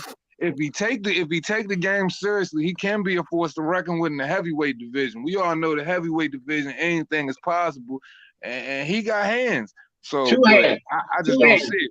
Two hands. Everybody talking about the coronavirus. It's the PBC virus, bro. See, it's the PBC virus is what's going on with Andy. What's killing me is these niggas running around here in these suits with these masks on, acting like that's going to make a damn difference, man. Them damn masks worth 5 goddamn cents. Y'all running around here with these damn face masks on, acting like y'all like the virus won't pass through that shit, looking retarded as hell. Yeah, fuck that shit. But look, check it out though.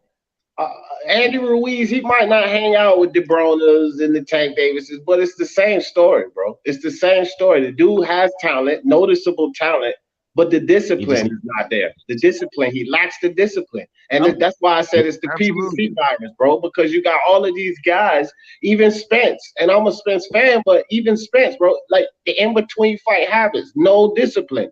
It's a virus with these guys. They get over there, they get lazy, they get comfortable, and they don't train the way they're supposed to. They don't treat themselves in between fights the way they're supposed to. It's fucking terrible, bro. I'm gonna tell you this about Andy Ruiz. Since he didn't want to take the Dillian White fight, fine. If that fight wasn't going to happen, the fight he should be fighting is Joseph Parker. I think he should just do that rematch. Both of these guys need a bigger fight.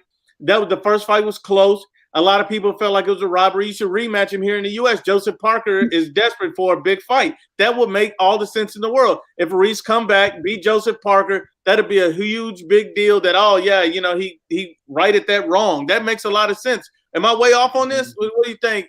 Actual facts, Mark, what do you think? Man, I mean, you're right. I think he should. He takes that route. It'd be a good, you better look. Let's say that. I think you're right. But the one thing with me with Andy is like we can't doubt his skills. Like one of his best skills, people talk about his fast hands, is when he's kind of in what we'd call Andy Ruiz shape. Like he's good at stepping off of the jab. Look at him against Joshua. He stepped off a ton of jabs, man. A ton. Joshua, and he just step off and he come in, he get inside. What Andy needs to do, and here's the problem, it's really hard to be hungry when you're eating all that day, isn't it? It's really hard to stay hungry. Like he was the only fighter who bet on himself to go over and fight Joshua.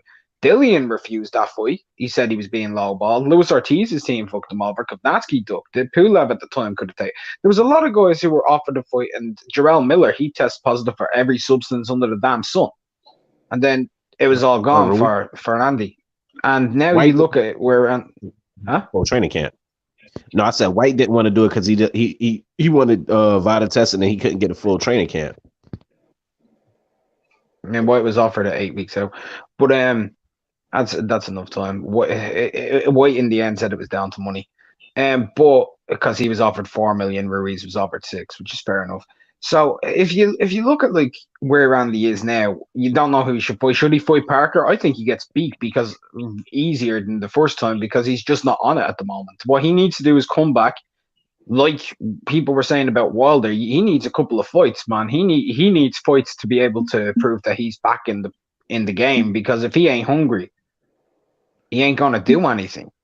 And that's the problem. He's sleeping in silk sheets. He's got a Rolls Royce. He's got every food under the sun coming to his door for any time he wants. Like he might be just too happy and not care anymore. He's a hell of a fighter, but he needs to get himself in fighting mindset, not in I'm all about the money. Because the worst thing that Andy Ruiz did in all of that was who wants to see the third fight. That shows that it's not about fighting anybody else. It's about he wants that last paycheck. Yeah, that's exactly what it is, man. Pretty much. I'm going to tell you this. I think, what do you guys think about this? Is Dillian White the most unappreciated, disrespected heavyweight right now? I mean, you got to think about it. The guy want to fight everybody, and people just looks at him like he's a nobody. Oh, every big fight that he's mentioning, he's going to lose. He's going to lose to AJ. He's going to lose to Fury. He's going to lose to Ruiz. He's going to lose to anybody. He's going to lose to Wilder. Everybody disrespects Dillian White like that. Is he just really the most disrespected, heavyweight right now? And he's a hell of a fucking fighter. He's a hell of a fighter. Got a lot of skills. Why is he so disrespected? Because his fights are ugly? What is it? I think concerning Deontay Wilder, he's the most disrespected heavyweight. But we got to give him some, heat too. He turned down some opportunities. Like I said, concerning Deontay Wilder, yeah, he is the most disrespected heavyweight. But he got to get some heat himself on some of his career. He had some opportunity, decided to take the pay-per-views and the money. Could have taken a different path, though.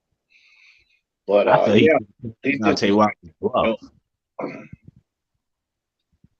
should have called his bluff and fought Ortiz. Yeah, I mean, like he could have done that. I mean, it's just like I said, bro. We never know. They probably still could have found another way. That was a fucked up situation as well, though. You know what I mean? Like, I know it's fucked up, but I'm saying he still could have called his bluff on it. Like, all right, this is what I got. They want that man to sign the PBC and some more shit. You know what I'm saying? Like, at the end of the day, you know what I mean? Like, the man has been disrespected. I mean, look how long it's been. You know what I mean? And then, you know what I'm saying? If you look at it on Eddie Hearn's side with who he's with, it's kind of like you can't really fault Eddie for not really giving them the fight because, to be kind of honest, he offered him the fight beforehand. He just didn't take it. You know what I'm saying? Like, he could have fought. He could have been in the position Andy Ruiz was in. He just didn't like the money. You know what I'm saying? But like, and then now, with Tyson Fury having the belts, it's kind of like you can't really fault Eddie Hearn from doing what he's doing. Of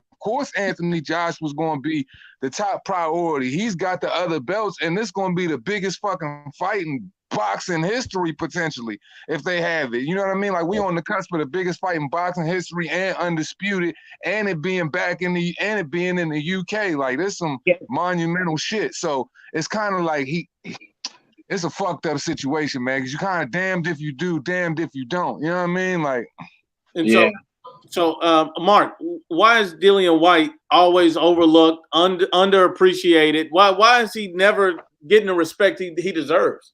Well, that's from one section of fans. The other section of fans don't underappreciate Dillian White. Like, yeah, there have been a couple of times where he's refused some fights. But if you look at his resume right now and even look at the Ring Magazine top 10, like Parker and Rivas are both there and he beat both of them, right? They're both in the top 10. He's fought Chisora twice. Chisora's being recognized as a fight for Usyk as a very good, very hard fight for Usyk, who's a former undisputed cruiserweight world champion. Dillian's also about to fight Alexander Povetkin, who has arguably one of the best resumes in boxing, never mind the heavyweight division. He's taking on tough fights pretty much all the time, bar his last opponent because it was on 10 days' notice. He hasn't had a gimme fight in like 3 years. He's fighting pretty much 50-50 caliber fights. And whenever Dillian White does fight, most selection of like the hardcore boxing fans, they actually watch it because they're not 100% sure if he's going to win or lose. And he's one of the only fighters who gives you that. Genuine fights where he can actually lose. He could have lost to Rivas. He could have lost to Parker. He damn near lost to Chisora in the first fight. I mean, Parker nearly had him on Queer Street at the end of their fight, and Alexander Povetkin could chin him with a left hook. I mean, isn't that what boxing is about? The best fighters fighting the best. And if the top three aren't fully fighting each other, but you have the one guy who's pretty much trying to clear out 10, 9, 8, 7, 6, and 5, why isn't he getting credit from those guys? Because they are against him. They're against him because he's a challenge to the guy that they deemed the Messiah. You know what I mean? The king. So if you look at it from just their perspective, they're the ones who shit on him. But the rest of the fans, no, I haven't seen anybody outside of the Wilder fan brigade ever shit on Dillian White. I haven't. That's real talk. That's real talk. And the Wilder fan brigade is a huge brigade full of bitches. We got to be real about that. You need to start putting respect on some bitches' names, man. I know bitches that are tougher than that. Hey, Santos. Never. Santos, you want to speak to this one real quick? I mean, them cats, man. Like, it's a sad case, man. Sick people, man. They just sick, you know. They ain't got it all upstairs, you know. So, oh no, man. Them dudes. You sound like you got a little of that coronavirus in you. Oh nah, shit, hell no. It's a common cold. Should have been wild excuse, motherfucker, when he went to go see the Pope. Yo, I lost the fight. It wasn't. Let me sprayed my bag. Thing about the coronavirus canceling all these fights and shit. Like, like 2 fights that I know have been canceled this month so far. Bunch of fights in the States. The UK doesn't look like they're canceling shit. Yeah, there's gonna be more. There's gonna be more fights. UFC, all that shit. All that shit about to get canceled, man. Postpone. Yeah, shit ain't looking good out here. No, I say, look, with you got in America, especially, you have football, then baseball, then the NBA, as far as the top 3, the leading sports in America. Pretty much by all sports networks count. So when the NBA, when an organization like the NBA shuts down the season, then it means for concern for every other league. The major baseball league, hockey, boxing, fucking badminton, racing, whatever. It means for concern because it's not as much as the athletes that are traveling and they're interacting, but it's the massive amount of fans at each one of these games and the potential risk of any one of those guys having the virus and spreading it in the enclosed environment is going to cause trouble because of the concerns that the media put out. People are just concerned. So it's going to trickle down to all the sports when you have an organization like the NBA step up first and shut their season down. It's going to take effect. D, you ducking El Jefe? Yeah, I see. Iron Cole. No, El Jefe had that internet trouble after I bodied him 4 times in 2 seconds. Damn, he said 4 times in 2 seconds. I just put a response in the chat to Iron Cole. El Jefe, he's nothing more than entertainment for me. Like playing a video game on easy. You know what I'm saying? Yeah, Huffy got bodied with a lightning fucking double shot, like Mike Tyson calls, like make 2 punches sound like 1. Got him out of there. That nigga lost perception, didn't he? Yeah. He lost consciousness. He lost consciousness. Remember when Daniel Dubois fought Ebenezer Tete? That's what El Jefe is like. You know, 1 round knock, real easy. Pop, pop, pop. Get out of here. Station.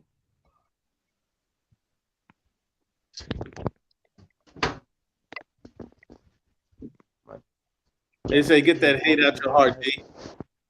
Yeah. Get that hate out your heart. No, I ain't no hate for El Jefe. El Jefe come anytime I go live, I let El Jefe right on. Ain't no hate for El Jefe. Let me ask you this, D. Is the AJ Pulev fight gonna be an early night? You know, regardless of whether that's an early night or late night, I really can't call it. I don't think personally it goes past 7. But 3 to 5 rounds, man. This fight happening too little, too fucking late, man. Yeah, I agree with that. But I don't think, like I said, I can see 3 to 5. I can see that. It's going to be a beating. It's going to be a rough fight for Pulev, regardless of how it goes. You know, it could go like the Dominic Brazil, like just a total beating and then he stops him, but it's just going to be a beating. Pulev's not going to beat AJ. It's going to be a rough night for him. Watch what Bogdan Dinu did to Pulev before he gassed. Yeah, he nearly had him dead. Right. People forget about that fight with Pulev because of the sushi incident. But he's past it, man. He's way past it, and his jab has slowed down a lot. Yeah, he beat Hughie Fury, but Hughie Fury can't really jab. Let's be real. Yeah. AJ's just going to go in there, maul those, and probably do a Vladimir Klitschko flying left hook and take his head off in 3. Exactly. Yeah, I can see that. All I see is big left hook, uppercut. Good night. So who you guys got? Fury or AJ? I don't know if I asked everybody on this panel this already. Well, we talked about it once before. Y'all already know who I got. I mean, but I have to go with Fury. Of course, I have Fury, of course, and I don't mind anybody having AJ because I totally believe, honestly, it's a 50-50 fight. I don't think that either of these guys have an extreme advantage over the other. I think their styles complement each other in what they can do, and they're dangerous to each other in their individual way. It's just a 50-50 fight. Hold on, D. Let me break it down. Let me break it down, D. Let me break it down, man. Let me break it down, man. Break it down for me. I got Fury in that. I'm here to put heat on that ass. I got Fury in that fight if they fight. Got Fury. He's gonna outbox. How long you been watching boxing, man? Yeah, he said that to me, bro. I'm only 5 years older than him, and I've been watching boxing since the day he was born. Days, bro. Concession, hot dogs, empanadas, tamales, you know, they all count. Who you got, two hands? Man, I got Anthony Joshua, man. I got Tyson. I got Anthony Joshua's punch being the difference maker, man. But you gotta break it down, bro.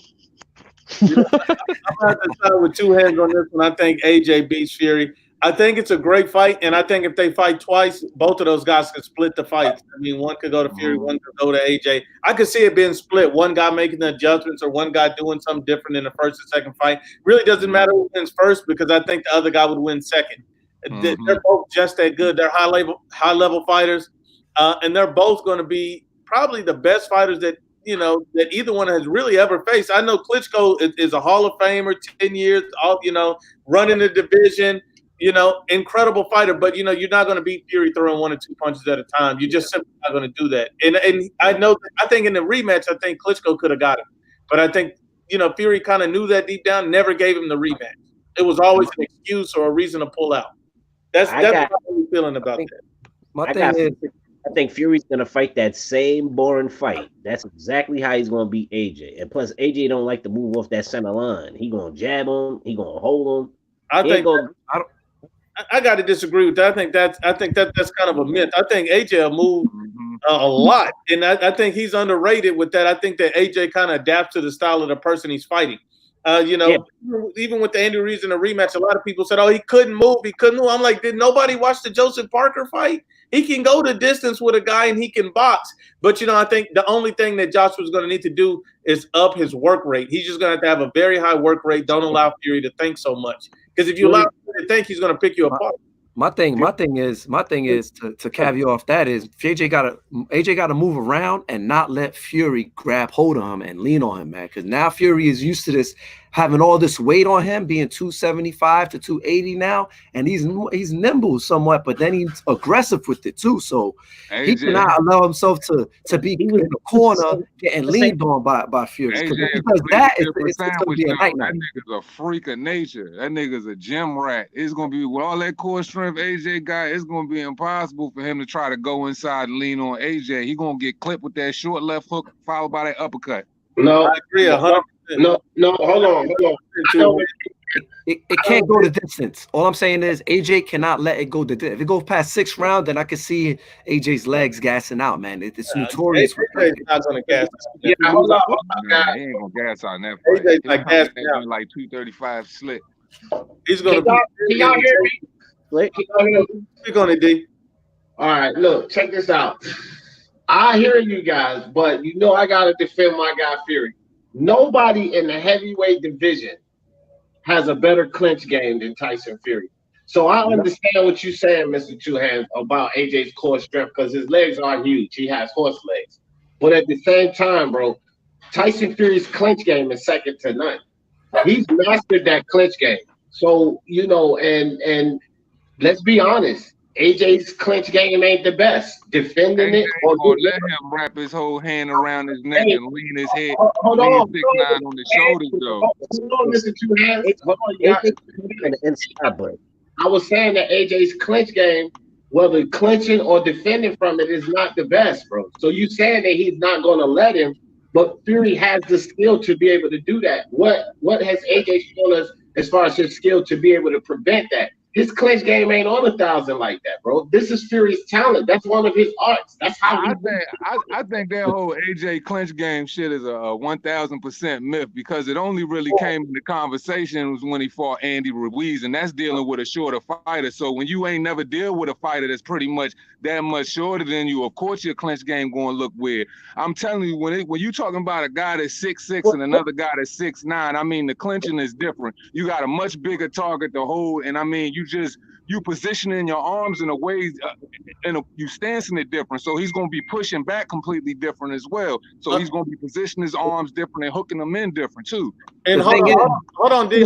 I want to read this one from Punch Quote, because you know what, I don't want to misquote him, but he kind of was right on with this. He said you clinch when a guy is throwing one punch at a time, similar to Wilder or Klitschko. You don't clinch a combination puncher like Anthony Joshua. He's throwing too many shots for you to clinch that guy. And if Anthony Joshua lands one uppercut, it's fucking lights out for Tyson Fury. I think Tyson Fury's elite, great, but he's not going in the ring against Deontay Wilder. He's just not. I think people are getting a little off the mat with that shit.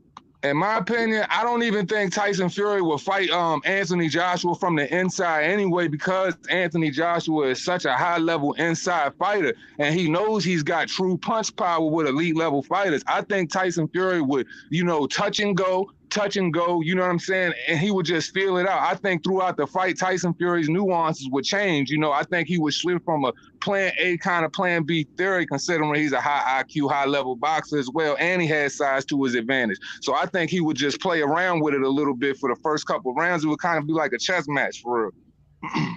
I can see definitely that Tyson will try to clinch, and I can see Joshua just punching out of it, combination punch out of it, and he's gonna hurt Fury to the body, and that's the key, right? If AJ could capitalize on not being clinched by Fury and going to the body, man, it's gonna be a wrap, All right, so let me say this: with responding to what you were saying, Mr. Two Hands, I agree with you that a lot of people are making noise about his clinch game concerning an individual fight, but if you look at the way AJ has fought, he's dominated his opponent. So he never even had the need to implore that, but so many times.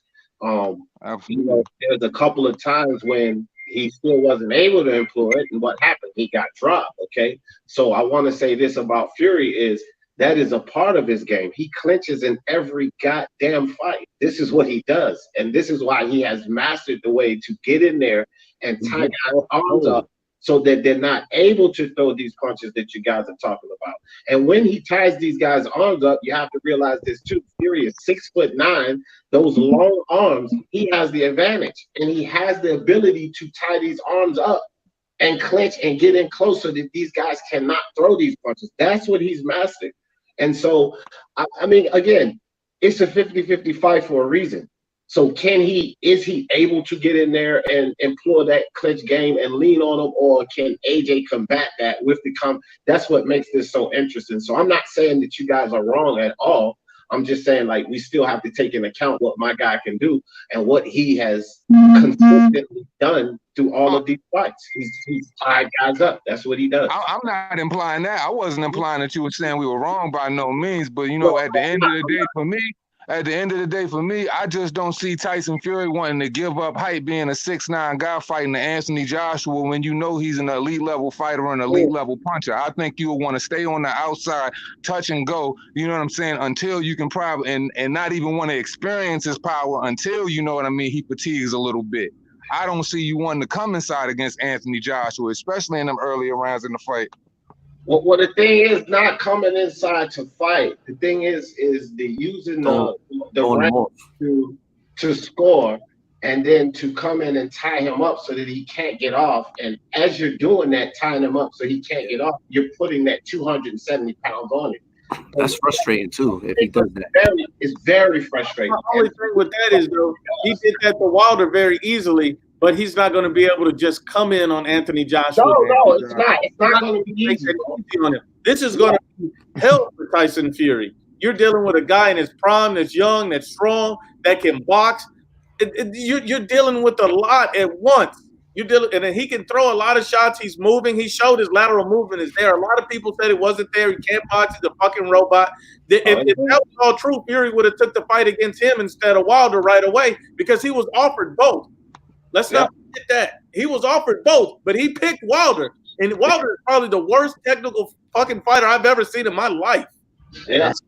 That's why he that's a fact. And Iron Cone made I think I said this on one of the other lives right here. I think I said this on one of the other lives and everything, Luke, that Iron Cone made a point on one of my lives that was it Wilder that cherry picked Fury, or was it Fury that actually cherry picked Wilder? Because he was offered the fight between both guys, and he said, "Let me fight this one. No need to fight Joshua." So could it be that Fury actually cherry picked Wilder? So I agree with you, Luke. Like he was offered to fight him, and he didn't do it. Yeah, but D, that shit worked both ways because I mean it does, but I'm just saying it gives you something to think about because we know, listen, I don't give a fuck if you're 400 pounds. If you're sitting there and you know that you're Tyson Fury, like this dude cannot fight. Let me lose this weight and I can beat this champion. That's the mindset that I'm talking about. And you look at it, Marcus Silva wins rounds against you. Gerald Washington wins rounds against you.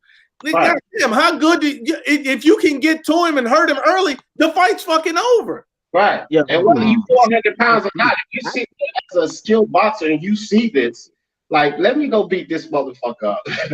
Yeah, man. It's a known fact that, you know what I'm saying, Tyson Fury, you know, cherry picked Wilder because he had a phone conversation with Roy Jones Jr. And Roy Jones was like, he was looking at the landscape of heavyweights. He was like, man, if you can't come back, you know what I'm saying, become world champions, you know what I'm saying, beating these dudes out here, then you might as well stay retired. And then that nigga just came back. And then, of course, he had the Wilder fight, made him look as pedestrian as he did. You know what I mean? Pretty much he told him he cherry picked him. And I mean, he really did. You could sit back, be like you said, 400, 500-pound Tyson Fury with the skill set that you have, looking at this nigga like, dog, I could come back, crush this man, get this WBC, be back on top of the world.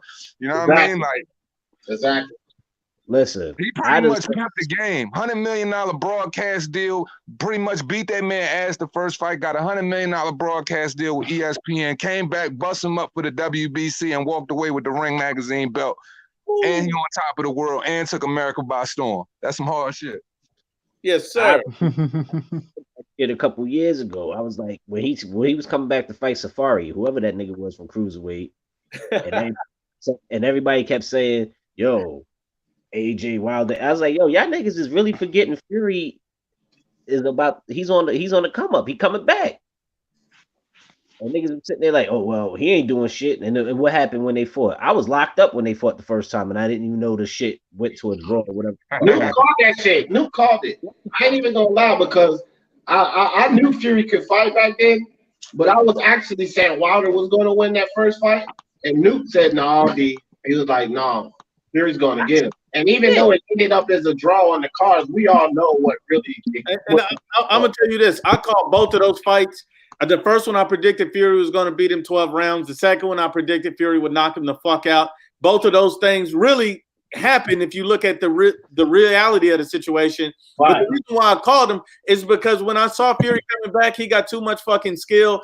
And Wilder, his skill set is garbage fucking juice. That shit's garbage truck juice.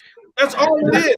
I mean, I'm going to put it like this. You could put two hands, Mark, any of you guys in the gym, train, you're going to be able to outclass. This guy makes no fucking adjustments. He got his ass kicked by Luis Ortiz pretty much the whole fight. The only reason Luis Ortiz couldn't beat him is because he didn't have any fucking power or stamina to finish the job. Had he been a puncher like Dillian White, Wilder would have been laid the fuck out. That's really what it is. He just never fought a real pressure fighter or an elite puncher. That's it. Bro, I think he just didn't have the stamina. I know looking back on it, like after watching that Tyson Fury fight, Luis Ortiz was probably looking back at that shit like, bro, all I had to do was put pressure on this dude, not sit outside and just shoot the jab and, you know what I'm saying, just stay lateral on this fool. And I could have got him up out of there because, man, he is trash. Like, his skill set is so trash. Like, you literally could push him back. Like, I was trying to tell people for the longest time. I said, all you got to do is look at the Johan Duhaupas fight. and that's how you beat him. All this dude did was just walk him down with his freaking head in his gloves, tuck and push him towards the corner of the ropes, and just shoot freaking overhand rights and hooks over the top, and freaking beat freaking a hematoma over Wilder's right eye. You know what I mean? And Wilder took him out, what, the 11th, 12th round? Like, it was absolutely ridiculous.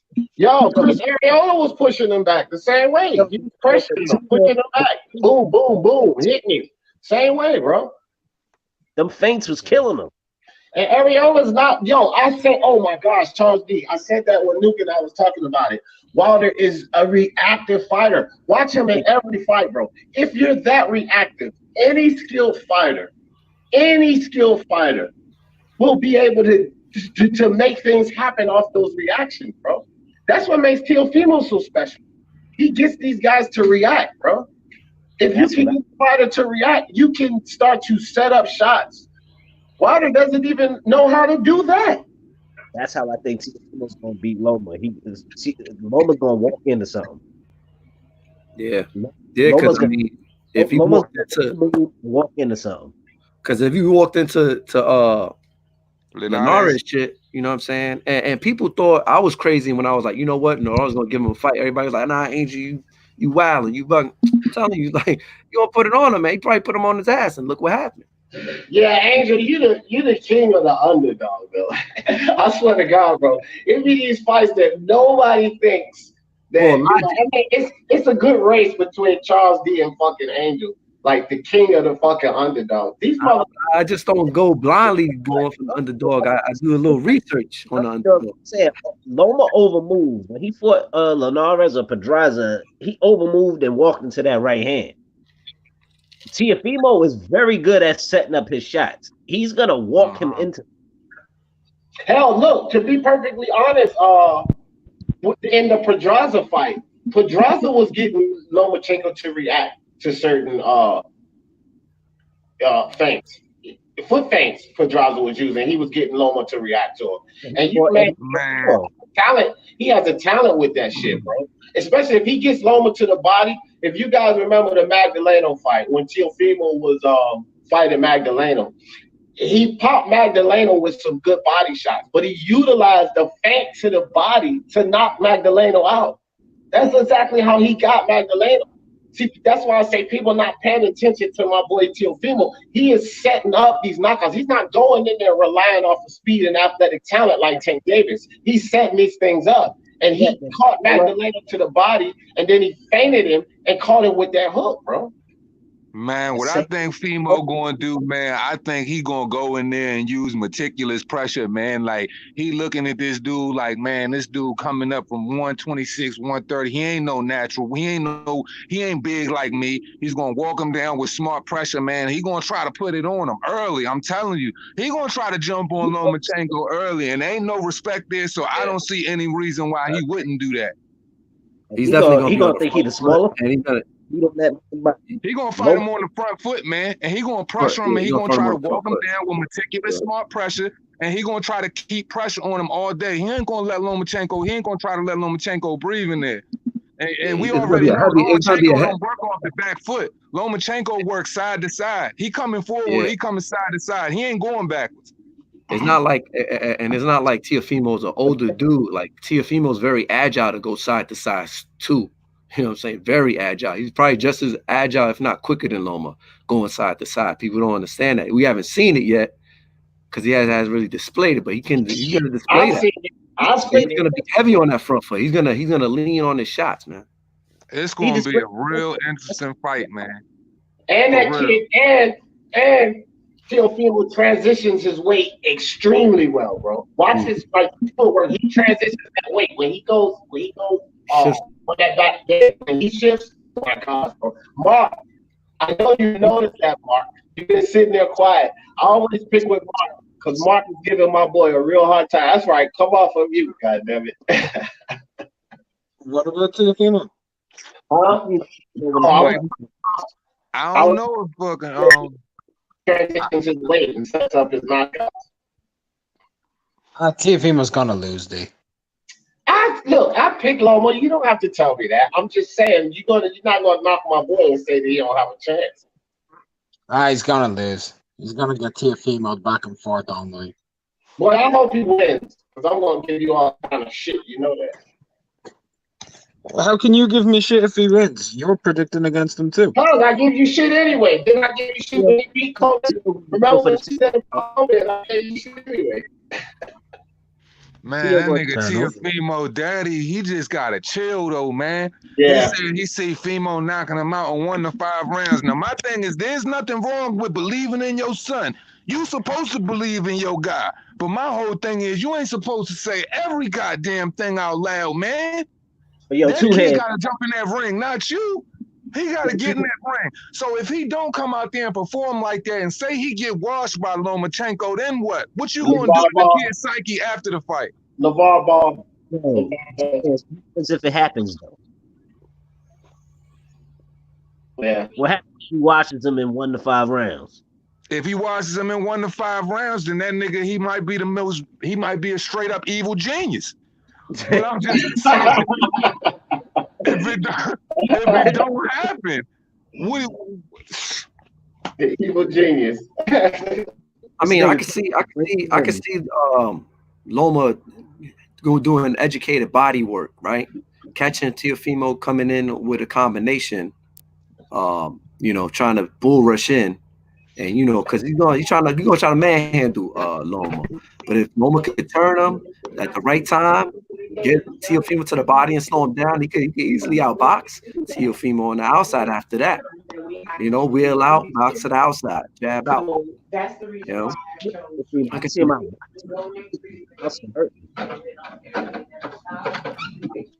All right, fellas, we're going to sign off real quick, man. Everybody, you know what to do.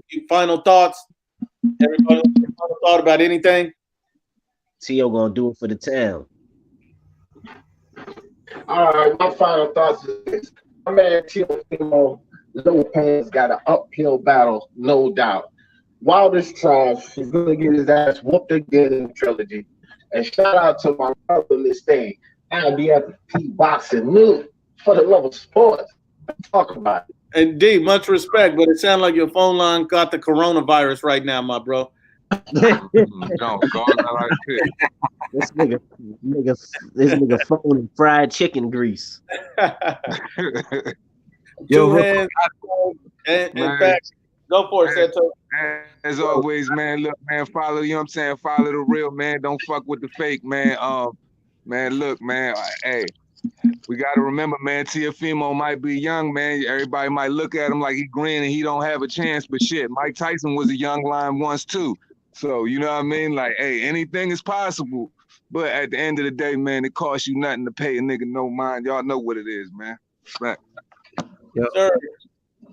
Yo, IBFP, man, thanks for having me on. Hey, everybody, I implore you, don't just listen to what we're saying. Just go do your research yourself. Watch these prior fights, these upcoming fights coming up. Each fighter's prior fights. You make a decision, and an educated decision on who's going to win the fight too, not just our word, but you come up and maybe you come up to the same conclusion that we do on these fights or somewhat. But yeah, man, keep tuning in. Thanks for having me on again, fellas. Appreciate it. Always, brother. Mark, Charles, Duke Nukem. Thanks for having me on. Tio gonna do it for the town though. Absolutely. I mean, Tio got a hell of a chance though, Charles. Huh? He got a hell of a chance. Yeah, that's my homie. He gonna do it for the town, New York all day. And Wilder better try to push that fight back as far as possible, man. Absolutely. And you know what? Just I want to say one thing to the chat. Just my final thought before I let Mark go is really just fuck El Jefe. That's really the only thing. I really say. Hey, that shit was random as hell. That came out of nowhere. I mean, no, just let me break it down, man. Fuck El Jefe. All right. Bro, anytime oh you go point that nigga. Phone and guacamole. I gotta go, bro. Mark, you want to give your final thought? Yeah, Nuke, thanks for having me on. Yeah, fuck El Jefe. And always remember this. Tyson Fury may just turn out to be the king nobody wanted. Peace. All right. Salute, Mark. Salute 2 hands deep for the love of sports. Let's talk about it. Charles, my brother from another mother. And fuck El Jefe. Niggas is kicking El Jefe around. That nigga's a hacky sack.